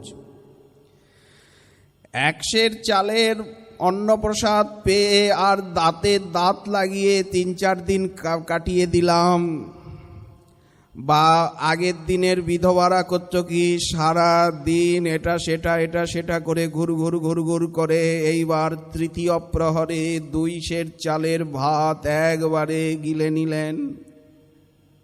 আবার কাল 3টের সময় আর কিছু নাই, এক সূর্যে বারবার নয়। বললেন এটা যেমন সুস্বাস্থ্যের আচরণ নয়, ঠিক সেই প্রকার একদিন পারলাম তো আর একদিন কিছুই নাই, মালার সঙ্গেও সম্পর্ক নাই, কানেও তুলো, হাতও আড়ষ্ট হয়ে গেল, আজ আর গিরিধারীর সঙ্গে সম্পর্ক নাই। বলেন সাধন ভক্তি কৃতি সাধ্যা, এই জন্য বলা হলো উৎসাহ, নিশ্চয়, ধৈর্য। বললেন কিনা, অত্যাহার বৃথাশ্রম বৃথা বহু কথা। ভজন নিয়ম ত্যাগ করাটাও একটা ভজনের কাছে অপরাধ, ভজনের নিয়ম না থাকাও একটা ভজনের কাছে অপরাধ, ভক্তির কাছে অপরাধ। ভজনের কোনো নিয়ম নাই, এতে ভক্তি মহারানীর কৃপালাভ বিলম্বিত হবে, দীর্ঘায়িত হবে। অত্যাশ্রম বৃথা বহু কথা, ভজন নিয়ম ত্যাগ জনসঙ্গ তথা, বহির্মুখ লোকের সঙ্গ। তারপরে বিষয়ে লালসা। ভজন করতে এসে বাবা চুপচাপ একটু হরিনাম, একটু হরিকথাতে মন না দিয়ে এই একটা বিরাট আশ্রম করব, একটা বিরাট কিছু করব, পা দিয়েই বড় হওয়ার এবং বড় কাজ করবার একটা আকাঙ্ক্ষা। আড়ম্বর না করলে কিছু হবে না, তাহলে হরিনাম হরিকথা গৌণ হয়ে গেল, সময়ই মিলবে না। একে বলে বিষয় লালসা। স্বাভাবিকভাবে জীবনে যতটুকু দরকার, যতটুকু প্রয়োজন, ওটা তো আপনা আপনি এসে যাবে। হাত পা ছুটতে হবে কেন, চিৎকার দিতে হবে কেন? বিষয় লালসা। নিজেকে যেন না করি প্রচার আপন কাজেরও মাঝে। নিজেকে কেন বড় করতে হবে, নিজেকে কেন সাজাতে হবে, নিজেকে কেন, দেহটা নিয়ে এত বাড়াবাড়ি কিসের? দেহটা দেখাতে হবে কেন লোককে? এই জন্য বিষয় লালসা, এই ছয়ে ভক্তি নাশ। এ ছয় থাকিতে নহে ভজনে উল্লাস, এগুলি বাধা। তো এই সাধন ভক্তি রহস্য জেনে তাম ইচ্ছন, সেই ভক্তি লাভের ইচ্ছায় সদ্গুরুং ভজেত। কায় মনোবাক্যে গুরুদেবকে আশ্রয় করবেন। এখানে গোস্বামীপাদ সূক্ষ্মাতি সূক্ষ্ম বিচারে বিবিধ পূর্বপক্ষ প্রশ্ন তুলে, এমনকি হরিনামের মহিমা পর্যন্ত তুলে শ্লোক চয়ন করে বিচার করেছেন গুরুতত্ত্ব সম্বন্ধে অনেক সূক্ষ্মাতি সূক্ষ্ম কথা। তত্ত্ব, গুরু চরণাশ্রয়ের প্রয়োজনীয়তা, গুরু উপসত্তি এবং শ্রী গুরুবারাধনা, গুরু সেবা, এ সম্বন্ধে অনেক বক্তব্য। গোস্বামী পাদগণ প্রশ্ন তুলে তুলে, আচ্ছা দীক্ষা পুরশ্চর্যাদির উপেক্ষা না করে জিহ্বা স্পর্শে আচণ্ডাল সবারই উদ্ধারে, সে কথা উল্লেখ করলেন। বলে ওটা আমার ক্ষেত্রে হবে না, ওটা অজামিলে সম্ভব হয়েছিল। যে কিছু জানে না জরদ্গব ব্যক্তি, তিনি হরিনাম করছেন, সেখানে নাম ফল প্রকাশ করতে ছাড়বেন না। কিন্তু আমি সব কিছু জানি। আবার আরেকটা উৎপাত, গুরুকরণের কি প্রয়োজনীয়তা, কৃষ্ণ নামই করব। সঙ্গে সঙ্গে ওই গুরুবাবজ্ঞা রূপী নামাপরা দেশে ঘেঁটিটা ধরবে, নামে সিদ্ধি হবে না। গোস্বামীপাদ বললেন, আচ্ছা কেউ কেউ ভজনও করছেন, ছিটে ফোটা অনুভবও যেন পাচ্ছেন, তা তো পাবেনই, আলো জ্বলেছে যখন, তো কিছু না কিছু তো দেখা যাবেই। তথাপি তিনি গুরুচরণাশ্রিত হননি। বললেন ওই সাধনের ফল হবে গুরুচরণাশ্রয়। এ জন্মে যদি উনি গুরুচরণাশ্রিত নাও হন, সামনের জন্মে গুরুচরণাশ্রিত হবেন, তারপরে তার ভগবৎ প্রাপ্তি হবে, তা না হলে হবে না। এ তো বড় সাংঘাতিক ব্যাপার। এইভাবে পূর্বপক্ষ তুলে তুলে খণ্ডন করে দেখাচ্ছেন ভগবান রামচন্দ্র কৃষ্ণচন্দ্র, তারাও গুরুকরণ করেছেন।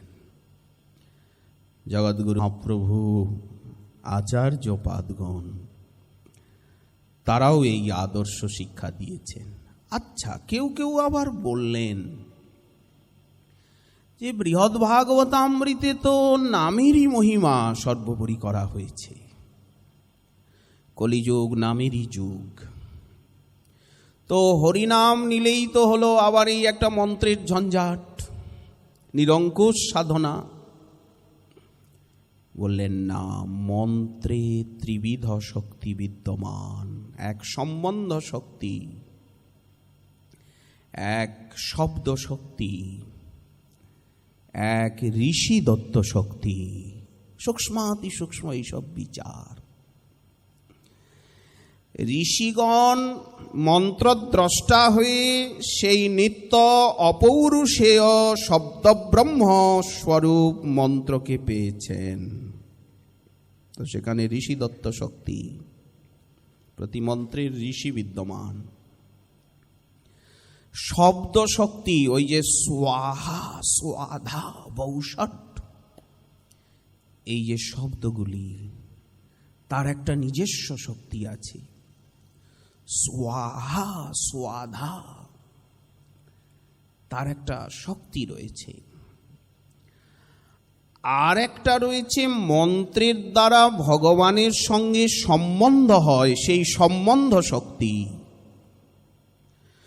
যতক্ষণ আপনি দীক্ষা গ্রহণ না করছেন, ভগবানের সঙ্গে আপনার সম্পর্ক হচ্ছে না।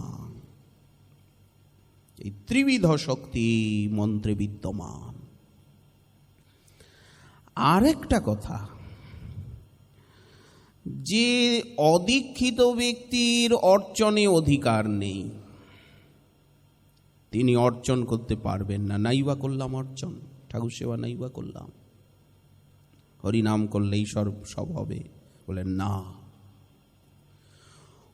অর্চন ব্যতীত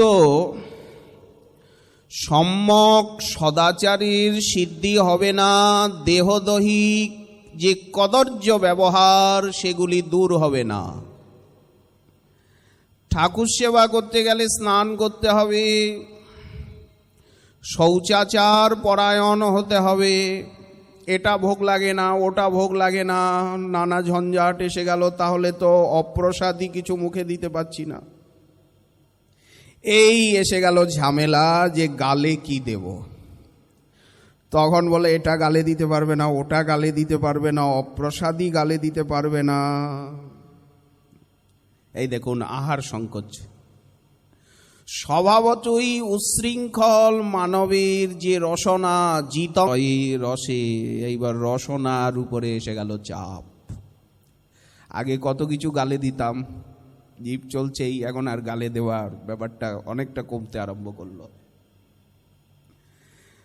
তারপরে শৌচাচারের বিচার এসে গেল, 50 বার হাত ধোও, 61 বার পা ধোও, কত উৎপাত, 14 বার কাপড় চারো। বললেন ধীরে ধীরে একটা শৃঙ্খলার ভিতরে আসছে। এই যে কদর্যশীল জীবন, সেটা ধীরে ধীরে দাস্য জীবনে, সেবা জীবনে এসে উপস্থিত হচ্ছে। এই জন্য অর্চনাঙ্গের বিশেষ প্রয়োজনীয়তা রয়েছে। আবার গৃহী ভক্ত যারা, তাদের এই অর্চন, পাদসেবন অঙ্গটি প্রধান। তারা ত্যাগীর মতো খালি জল, তুলসী, বাতাসা দিয়ে যদি নির্বাহ করতে চান, তাহলে বিত্ত ষাষ্ঠাদি দোষে গ্রস্ত হবেন। টাকা পয়সা আছে, কিন্তু ভগবানের সেবায় নয়। শ্রীমৎ জীব গোস্বামীপাদ কি বললেন? ধনী ব্যয় করে, কিন্তু ভগবানের জন্য ব্যয় করতে চায় না।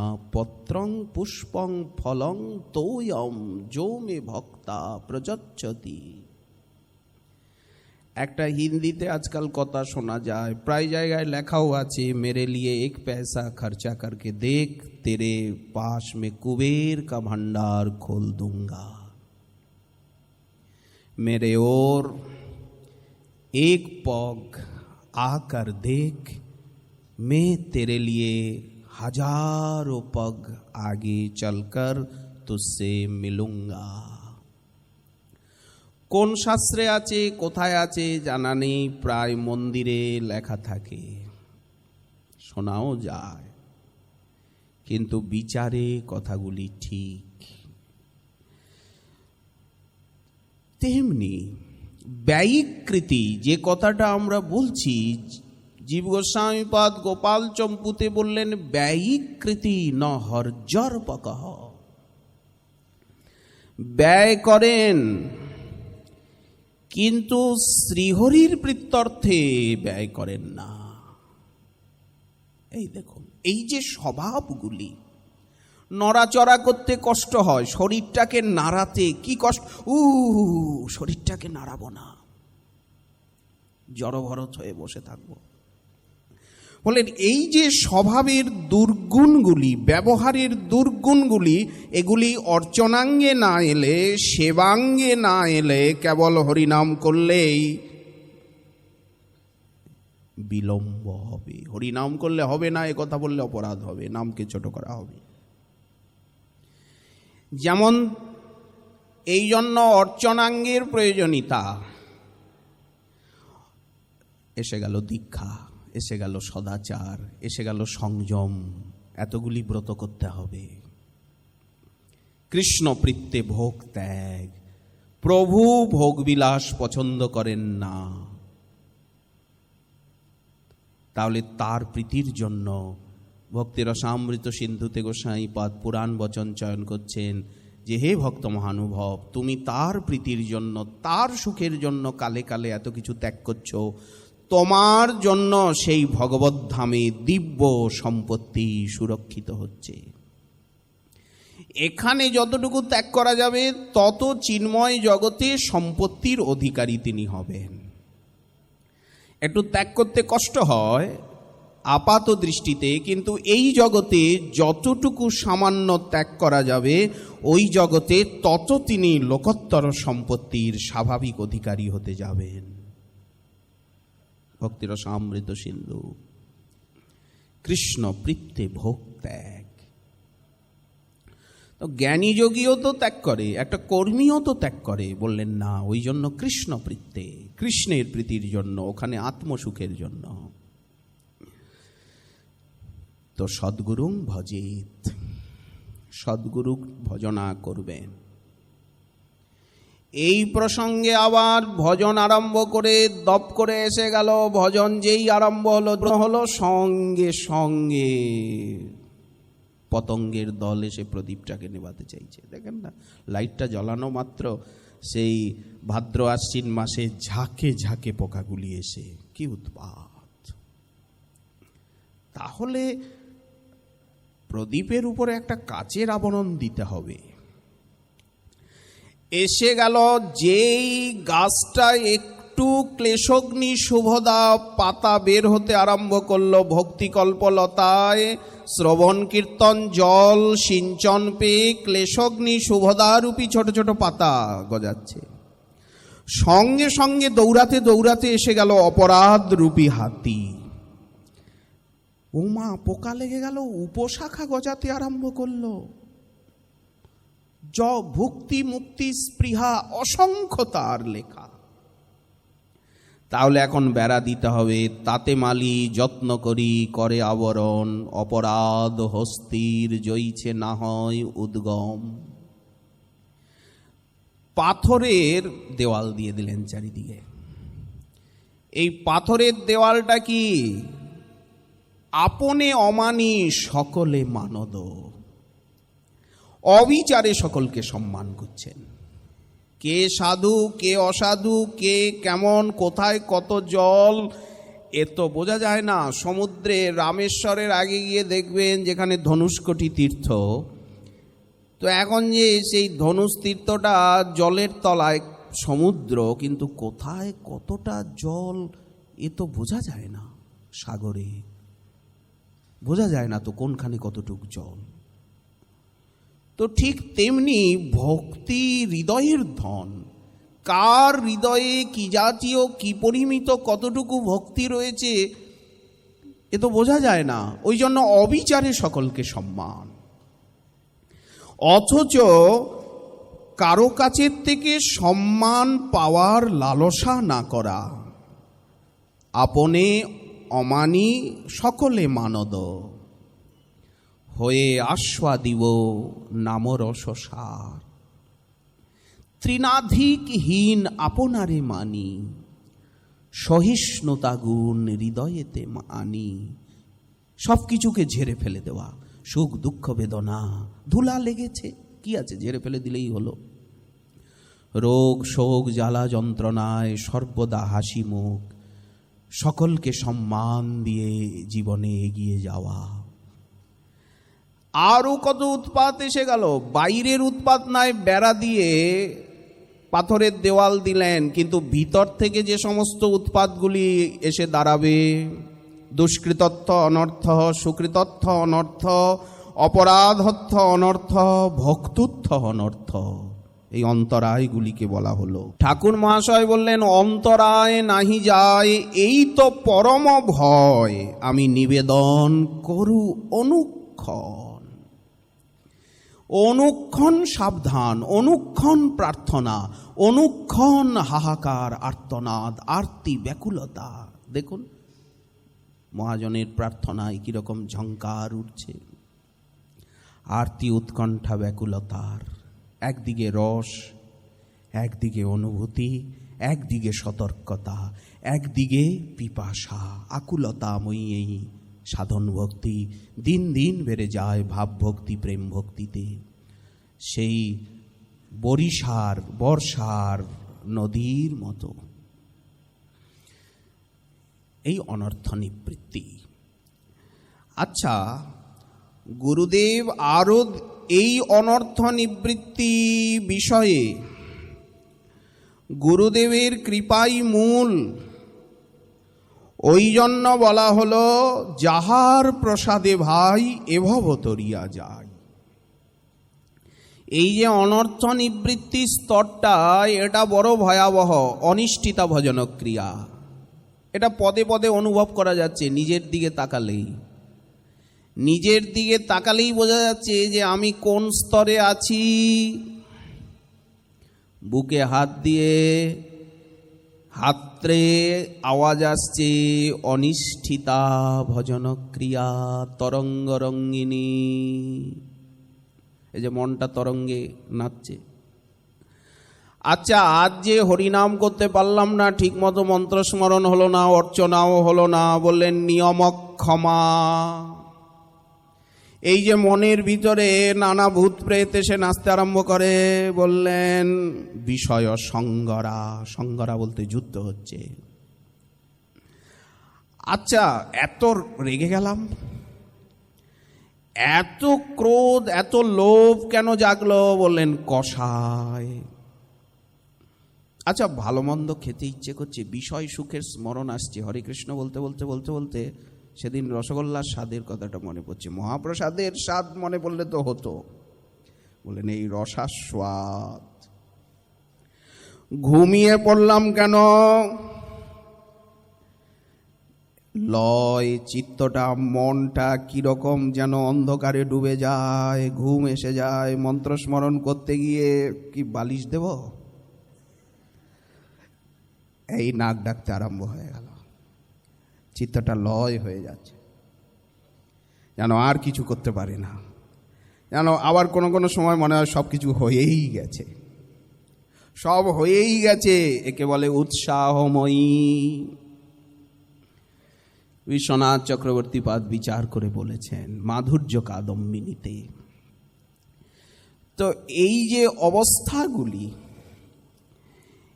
এগুলি নিজের ইচ্ছায়, অনেক সময় তো মনে হয় আমি দীক্ষা নিয়েছি, এত বছর হরিনাম করছি, তো আমি তো সিদ্ধই হয়ে গেছি। অসিদ্ধ কোথায়? টিপে দেখুন, নরমিত হয়ে গেছে, সেদ্ধ। মনে হয় কি না আমি একটা কিছু হয়ে গেছি, শান্তশিষ্ট লেজ বিশিষ্ট ভদ্রলোক। তো কে ভুল ধরিয়ে দেবে? ওই জন্য বলছেন যে মার্জন হয় ভজন। তামার ঘটিটা, রূপার বাসনটা অনেকদিন মাজা নেই, ঠিক রূপা বলে এটা মনে হচ্ছে না, মাজতে হবে। মার্জন হয় ভজন, সাধু সঙ্গে অনুক্ষণ। আচ্ছা, ভজনের ভিতরে আবার কি ময়লা ঢুকে গেল? এই সম্বিত সাল্লাদি নিবৃত্তির নিপতনে বললেন অজ্ঞান অবিদ্যা। বৃষ্টির জলটা নির্মলই, কিন্তু যখন মাটিতে পড়ল তখন ময়লার সম্পর্ক। অজ্ঞান অবিদ্যা, ভিতরে আছে অজ্ঞান আর অবিদ্যা, পরাজয়। এই জন্য মহাজন বললেন বৈষ্ণব চরণ রেণু, খালি রেণু নয়, কথামৃত অধরামৃত সঙ্গামৃত, উপলক্ষণে রেণু, বিনা মহৎপাদরজৌভিষেকম। ভূষণ করিয়া তনু, যাহা হইতে অনুভব হয়। কি করলে অনুভব হয়? গায়ের বাতাস লাগালে। কি করলে অনুভবের সঞ্চার হয়? ওই যে বলছেন শ্রীকৃষ্ণ চৈতন্য দেব রতিমতি তারে সেব, প্রেম কল্প তরুবর দাতা, ব্রজরাজ নন্দন রাধিকার প্রাণধন। গুরুদেব শ্রীমন মহাপ্রভুরই প্রকাশ মূরতি। প্রকাশ বলতে সাক্ষাৎ তিনি না হয়েও তার শক্তি বিশিষ্ট তত্ত্ব। প্রকাশটা সাক্ষাৎ সোজাসুজি তিনি নয়। তিনি যেমন সর্বশক্তিমান, প্রকাশে সেই সর্বশক্তিমত্তত্ব নেই, অথচ তার থেকেও ভিন্ন নয়, তৎশক্তি বিশিষ্ট তত্ত্ব, একেই বলে প্রকাশ। যদ্যপি আমার গুরু চৈতন্যের দাস, তথাপি জানিয়ে আমি তারে তাহারই প্রকাশ। এই এসে গেল গুরুতত্ত্ব। তো এই জন্য গোস্বামীপাদ ভক্তি সন্দর্ভে বললেন স্ব দুস্তজ অপ্রতিকার্য নানা অনর্থ হানৌ, ভগবৎ কৃপা প্রসাদ সিদ্ধৌ চ তৎকৃপা হি মূলম। গুরুদেবের কৃপা মূল। কি বিষয়ে? অনর্থ নিবৃত্তি এবং ভগবৎ কৃপা প্রসাদ প্রাপ্তি বিষয়ে। যাহার প্রসাদে ভাই এ ভব তরিয়া যায়, কৃষ্ণ প্রাপ্তি হয় যাহা হইতে। ওখানে যে কথাটা সংস্কৃতে বলা হচ্ছে দেব ভাষায়, আর এটা বলা হচ্ছে বঙ্গজননীর বক্ষামৃতে। গৌর কৃষ্ণ আরাধনা। এ তো এলো তত্ত্বের কথা। এইবার ওই যে তাম ইচ্ছন সদ্গুরুং ভজে। এইবার আরাধনার জগৎ এলো। শ্রবণ কীর্তন অর্চন বন্দনের কথা আমরা বললাম। ওই পঞ্চামৃত বলতে নিত্য শ্রবণ, নিত্য কীর্তন, নিত্য স্মরণ, নিত্য অর্চন এবং নিত্য বন্দন, এই 5টি অঙ্গ বলা হলো। 64 ভজনাঙ্গের ভিতরে নববিধা ভক্তি, কৃষ্ণ প্রেম, কৃষ্ণ দিতে ধরে মহাশক্তি।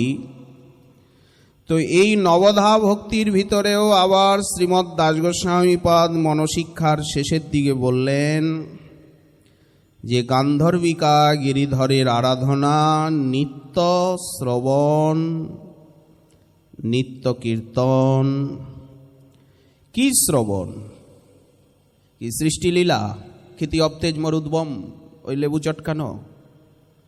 বললেন না, আমাদের অভীষ্ট শ্রী গৌর গোবিন্দের লীলা কথা, তার লীলা মাধুরী। রাধারানীর কথা শুনতে হবে, মহাপ্রভুর কথা শুনতে হবে, তা না হলে অন্যদিকে মনটা চলে যাবে, অন্য অভীষ্টে মনটা লেগে যাবে। নিত্য কীর্তন, নামরূপ গুণ লীলার। নিত্য স্মরণ, গুরুদত্ত স্মরণ। নিত্য অর্চন, শ্রী গুরু উপদিষ্ট অর্চন। আচ্ছা, নিত্য বন্দন, বন্দনাঙ্গ বলতে প্রণাম, আনুষঙ্গিকভাবে প্রার্থনা দিয়ে এসে গেল উপলক্ষণে। এই পঞ্চামৃত দ্বারা গান্ধর্বিকা গিরিধরের আরাধনা, গৌর গোবিন্দের আরাধনা, গৌরীয় বৈষ্ণবের। এইভাবে সাধক এগিয়ে যাবে। গৌরলীলায় এবং যুগল লীলায় মনকে অভিরমিত করবেন। মহাপ্রভুর কথাতে, রাধারানীর কথাতে আবিষ্ট চিত্ত হবেন, ভালো লাগবে। গলিত কাঞ্চনদ্যুতি অঙ্গের বরণ, কমল নিছনি কিবা অরুণ চরণ। দেখুন মহাজনের বর্ণনা, গৌর গোবিন্দের কথা। গলায় দুলিছে স্বর্ণ চম্পকের কলি, প্রতি অঙ্গ সঞ্চালনে যেন ঝলকে বিজুলি। প্রতি অঙ্গ তুলনা সে হয় কি না হয়, সে যে মোদের প্রাণারাম সচিরতনয়। এই গৌরলীলায় মনটি ধীরে ধীরে আকৃষ্ট হবে। যেমন মহাপ্রভু বললেন, শ্রবণের মধ্যে শ্রেষ্ঠ কোন শ্রবণ, কীর্তনের মধ্যে শ্রেষ্ঠ কীর্তন কি, স্মরণের ভিতরে শ্রেষ্ঠ স্মরণ কি, সেবার ভিতরে কার পদাম্বুজের সেবা, কার ধ্যান, প্রশ্ন করলেন রামানন্দ রায়কে। এই সে যে মোর মোদের প্রাণারাম সচিরতনয়, কুঞ্চিত চাচর কেশ ললাটে ঝাপিল, কনক কমল দেখি অলি কি বেরিল। দেখুন বর্ণনার মাধুরী। দিব্য ঝুটি তলে দোলে কনকের চাঁদ, হাসিয়া ফিরায় আখি সে যে প্রাণচোরা ফাঁদ। কনক কেতকী যিনি শোভা অতিশয়, সে যে মোদের প্রাণারাম সচিরতনয়। এই উপাসনা রহস্য। চরণ তুলিতে শুনি নুপুরের ধ্বনি, এই নদীয়ার পথে পথে, এই সুরধ্বনি তীরে তীরে। রকত ফুটিয়া পরে হেন অনুমানী, হাঁটতে গিয়ে লাল হয়ে যাচ্ছে ভূমি, যেন চরণ ফেটে রক্ত পড়বে। ক্ষীণ কোটি বেরিয়া অরুণ পত্র ধুটি, তাহে সে কিঙ্কিনী রোল কেবা ধরে ধৃতি। এই গৌর মাধুরী। শ্রীভুজে শোভিছে স্বর্ণ অঙ্গদ বলয়, সে যে মোদের প্রাণারাম সচিরতনয়। এই চৈতন্য চরণ চিন্তামণির চিন্তা। প্রসর হৃদয়ে দোলে মল্লিকার হার, বেলি ফুলের মালা, চরণ চুম্বিয়া কিবা করয়ে বিহার। মালার শিরদেশ চরণকে চুম্বন করছে। দীর্ঘ দুই ভুজদণ্ড উরোধে তুলিয়া নদিয়ার পথে ধায় দেখো শ্রীহরি বলিয়া।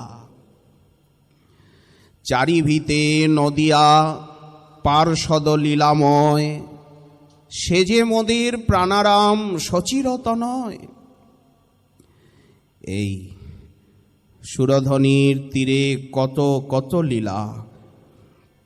হরিবোল হরিবোল করয়ে গর্জন, বিম্বাধর ঝলমল যেন মুকুতা দশন। মুক্তা বিনিন্দিত দন্তপংক্তি, নাচিয়া নাচিয়া ফিরে ভক্তগণ মেলি, কনক পুতুলি আহা নবনীতময়, সেজে মোদের প্রাণারাম সচিরতনয়। সোনার লতিকা যেন পায় মন্দবায়, সোনার লতা যেমন আন্দোলিত হয় সমীরণ বেগে, ঠিক দুলিয়া দুলিয়া কিবা নাচিয়া বেড়ায়।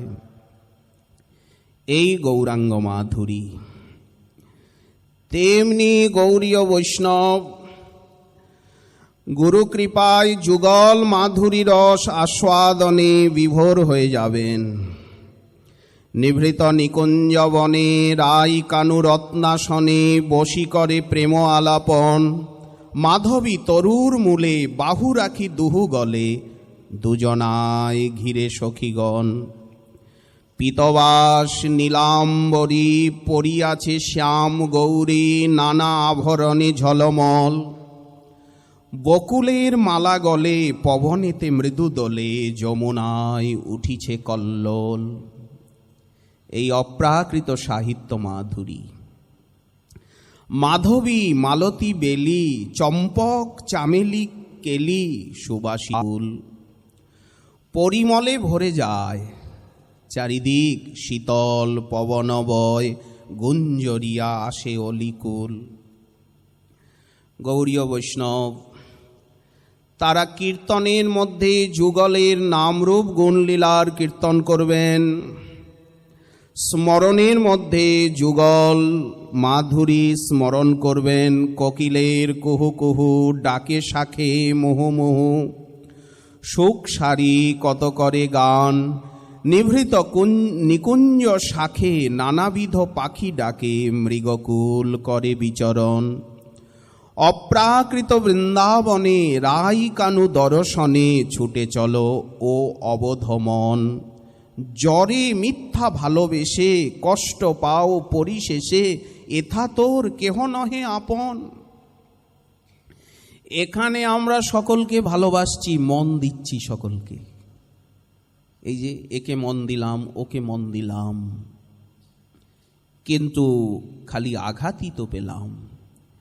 এখানে কেউ ভালোবাসতে কাউকে জানেও না, এদেশে ভালোবাসা নাইও, সব অভিনয়, প্রতারণা, বঞ্চনা। তাই জ্বরে মিথ্যা ভালোবেসে কষ্ট পাও পরিশেষে, এথা তোর কেহ নহে আপন। চলো ভাই সেথা যাই, এথা থেকে কাজ নাই, ত্রিতাপের শুধুই যাতনা।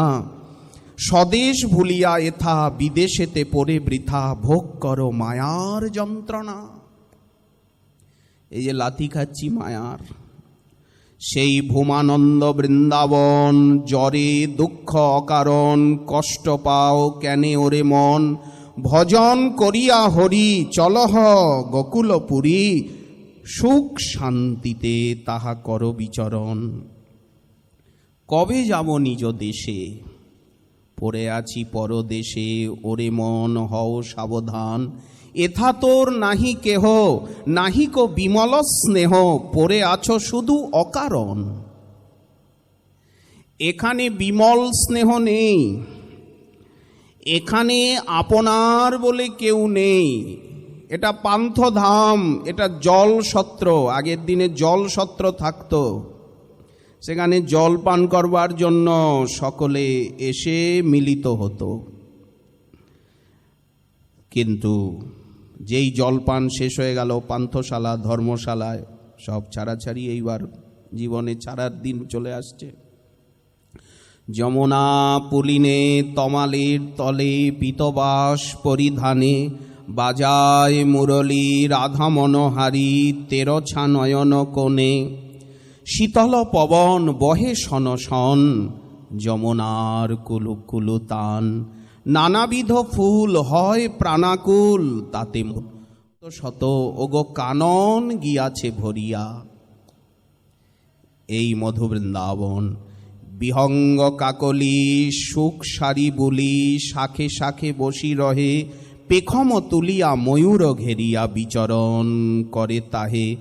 নীলাভ ঘন আকাশ নীলাভ, দেখুন সেই নীলাভ ঘন অঙ্গের বরণ অধরে মধুর হাসি। সেরূপ রতন হরে প্রাণ মন যেন পীযূষ করি পরিছে খসি।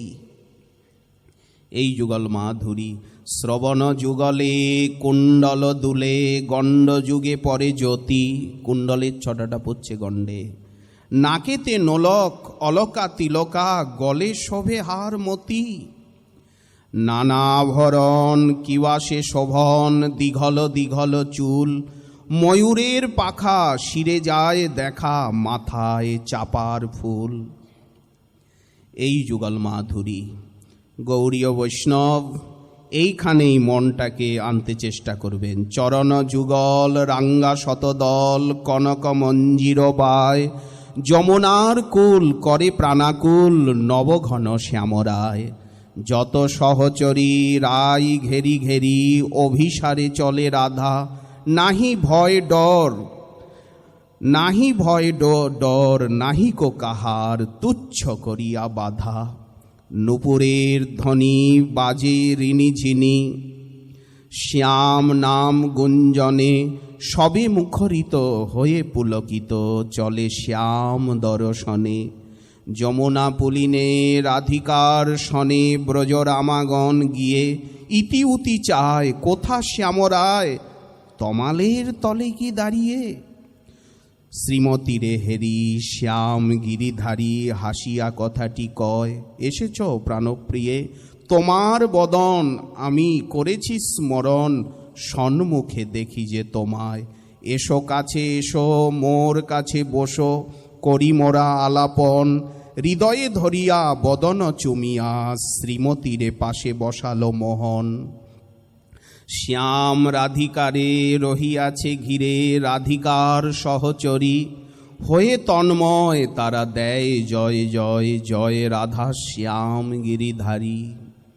এই যুগল মাধুরী স্মরণের মধ্যে শ্রেষ্ঠ কোন স্মরণ? এই রাধা মাধবের পদাম্বুজ ধ্যান প্রধান। তো যাক, সময় অনেক বিলম্ব হয়ে গেল। এখন এখানে শ্রী লীলা রস সংকীর্তন আছেন, লীলা কীর্তন।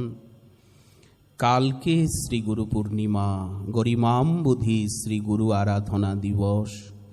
শ্রীল জগদ্গুরু সনাতন গোস্বামী পাদেরও নির্যান তিথি এবং যার উচ্ছিষ্টভোজী নিখিল জগৎ সেই ভগবানের শক্তাবেশ অবতার শ্রী বেদব্যাসেরও আবির্ভাব তিথি। নমস্তুতে ব্যাস বিশাল বুদ্ধয়ে ফুল্লার বৃন্দায়ত পত্র নেত্র যেন তয়া ভারত তৈলপূর্ণ প্রজ্জালিত জ্ঞানময় প্রদীপ। ব্যাস পূর্ণিমা সনাতন গোস্বামী পাদের আরাধনা তিথি, নির্যান তিথি এবং শ্রী গুরু আরাধনা, শ্রী গুরু পূর্ণিমা। অতএব কাল এখানে সম্ভবত সকাল 8টার থেকেই সেই অর্চন অনুষ্ঠান আদি শুরু হবেন। কাল আবার যথাসময়ে আমাদের এখানে হরিকথা শ্রী গুরু মহারাজ পরিবেশন করবেন। প্রত্যেকটি অনুষ্ঠানে আপনাদের সার্বিক সর্বাঙ্গীন সহযোগিতা উপস্থিতি আমরা একান্তভাবে কামনা করি। এই প্রার্থনার সঙ্গে সঙ্গে আজ গুরু মহিমা কথার এইখানেই দেওয়া হলো বিশ্রাম।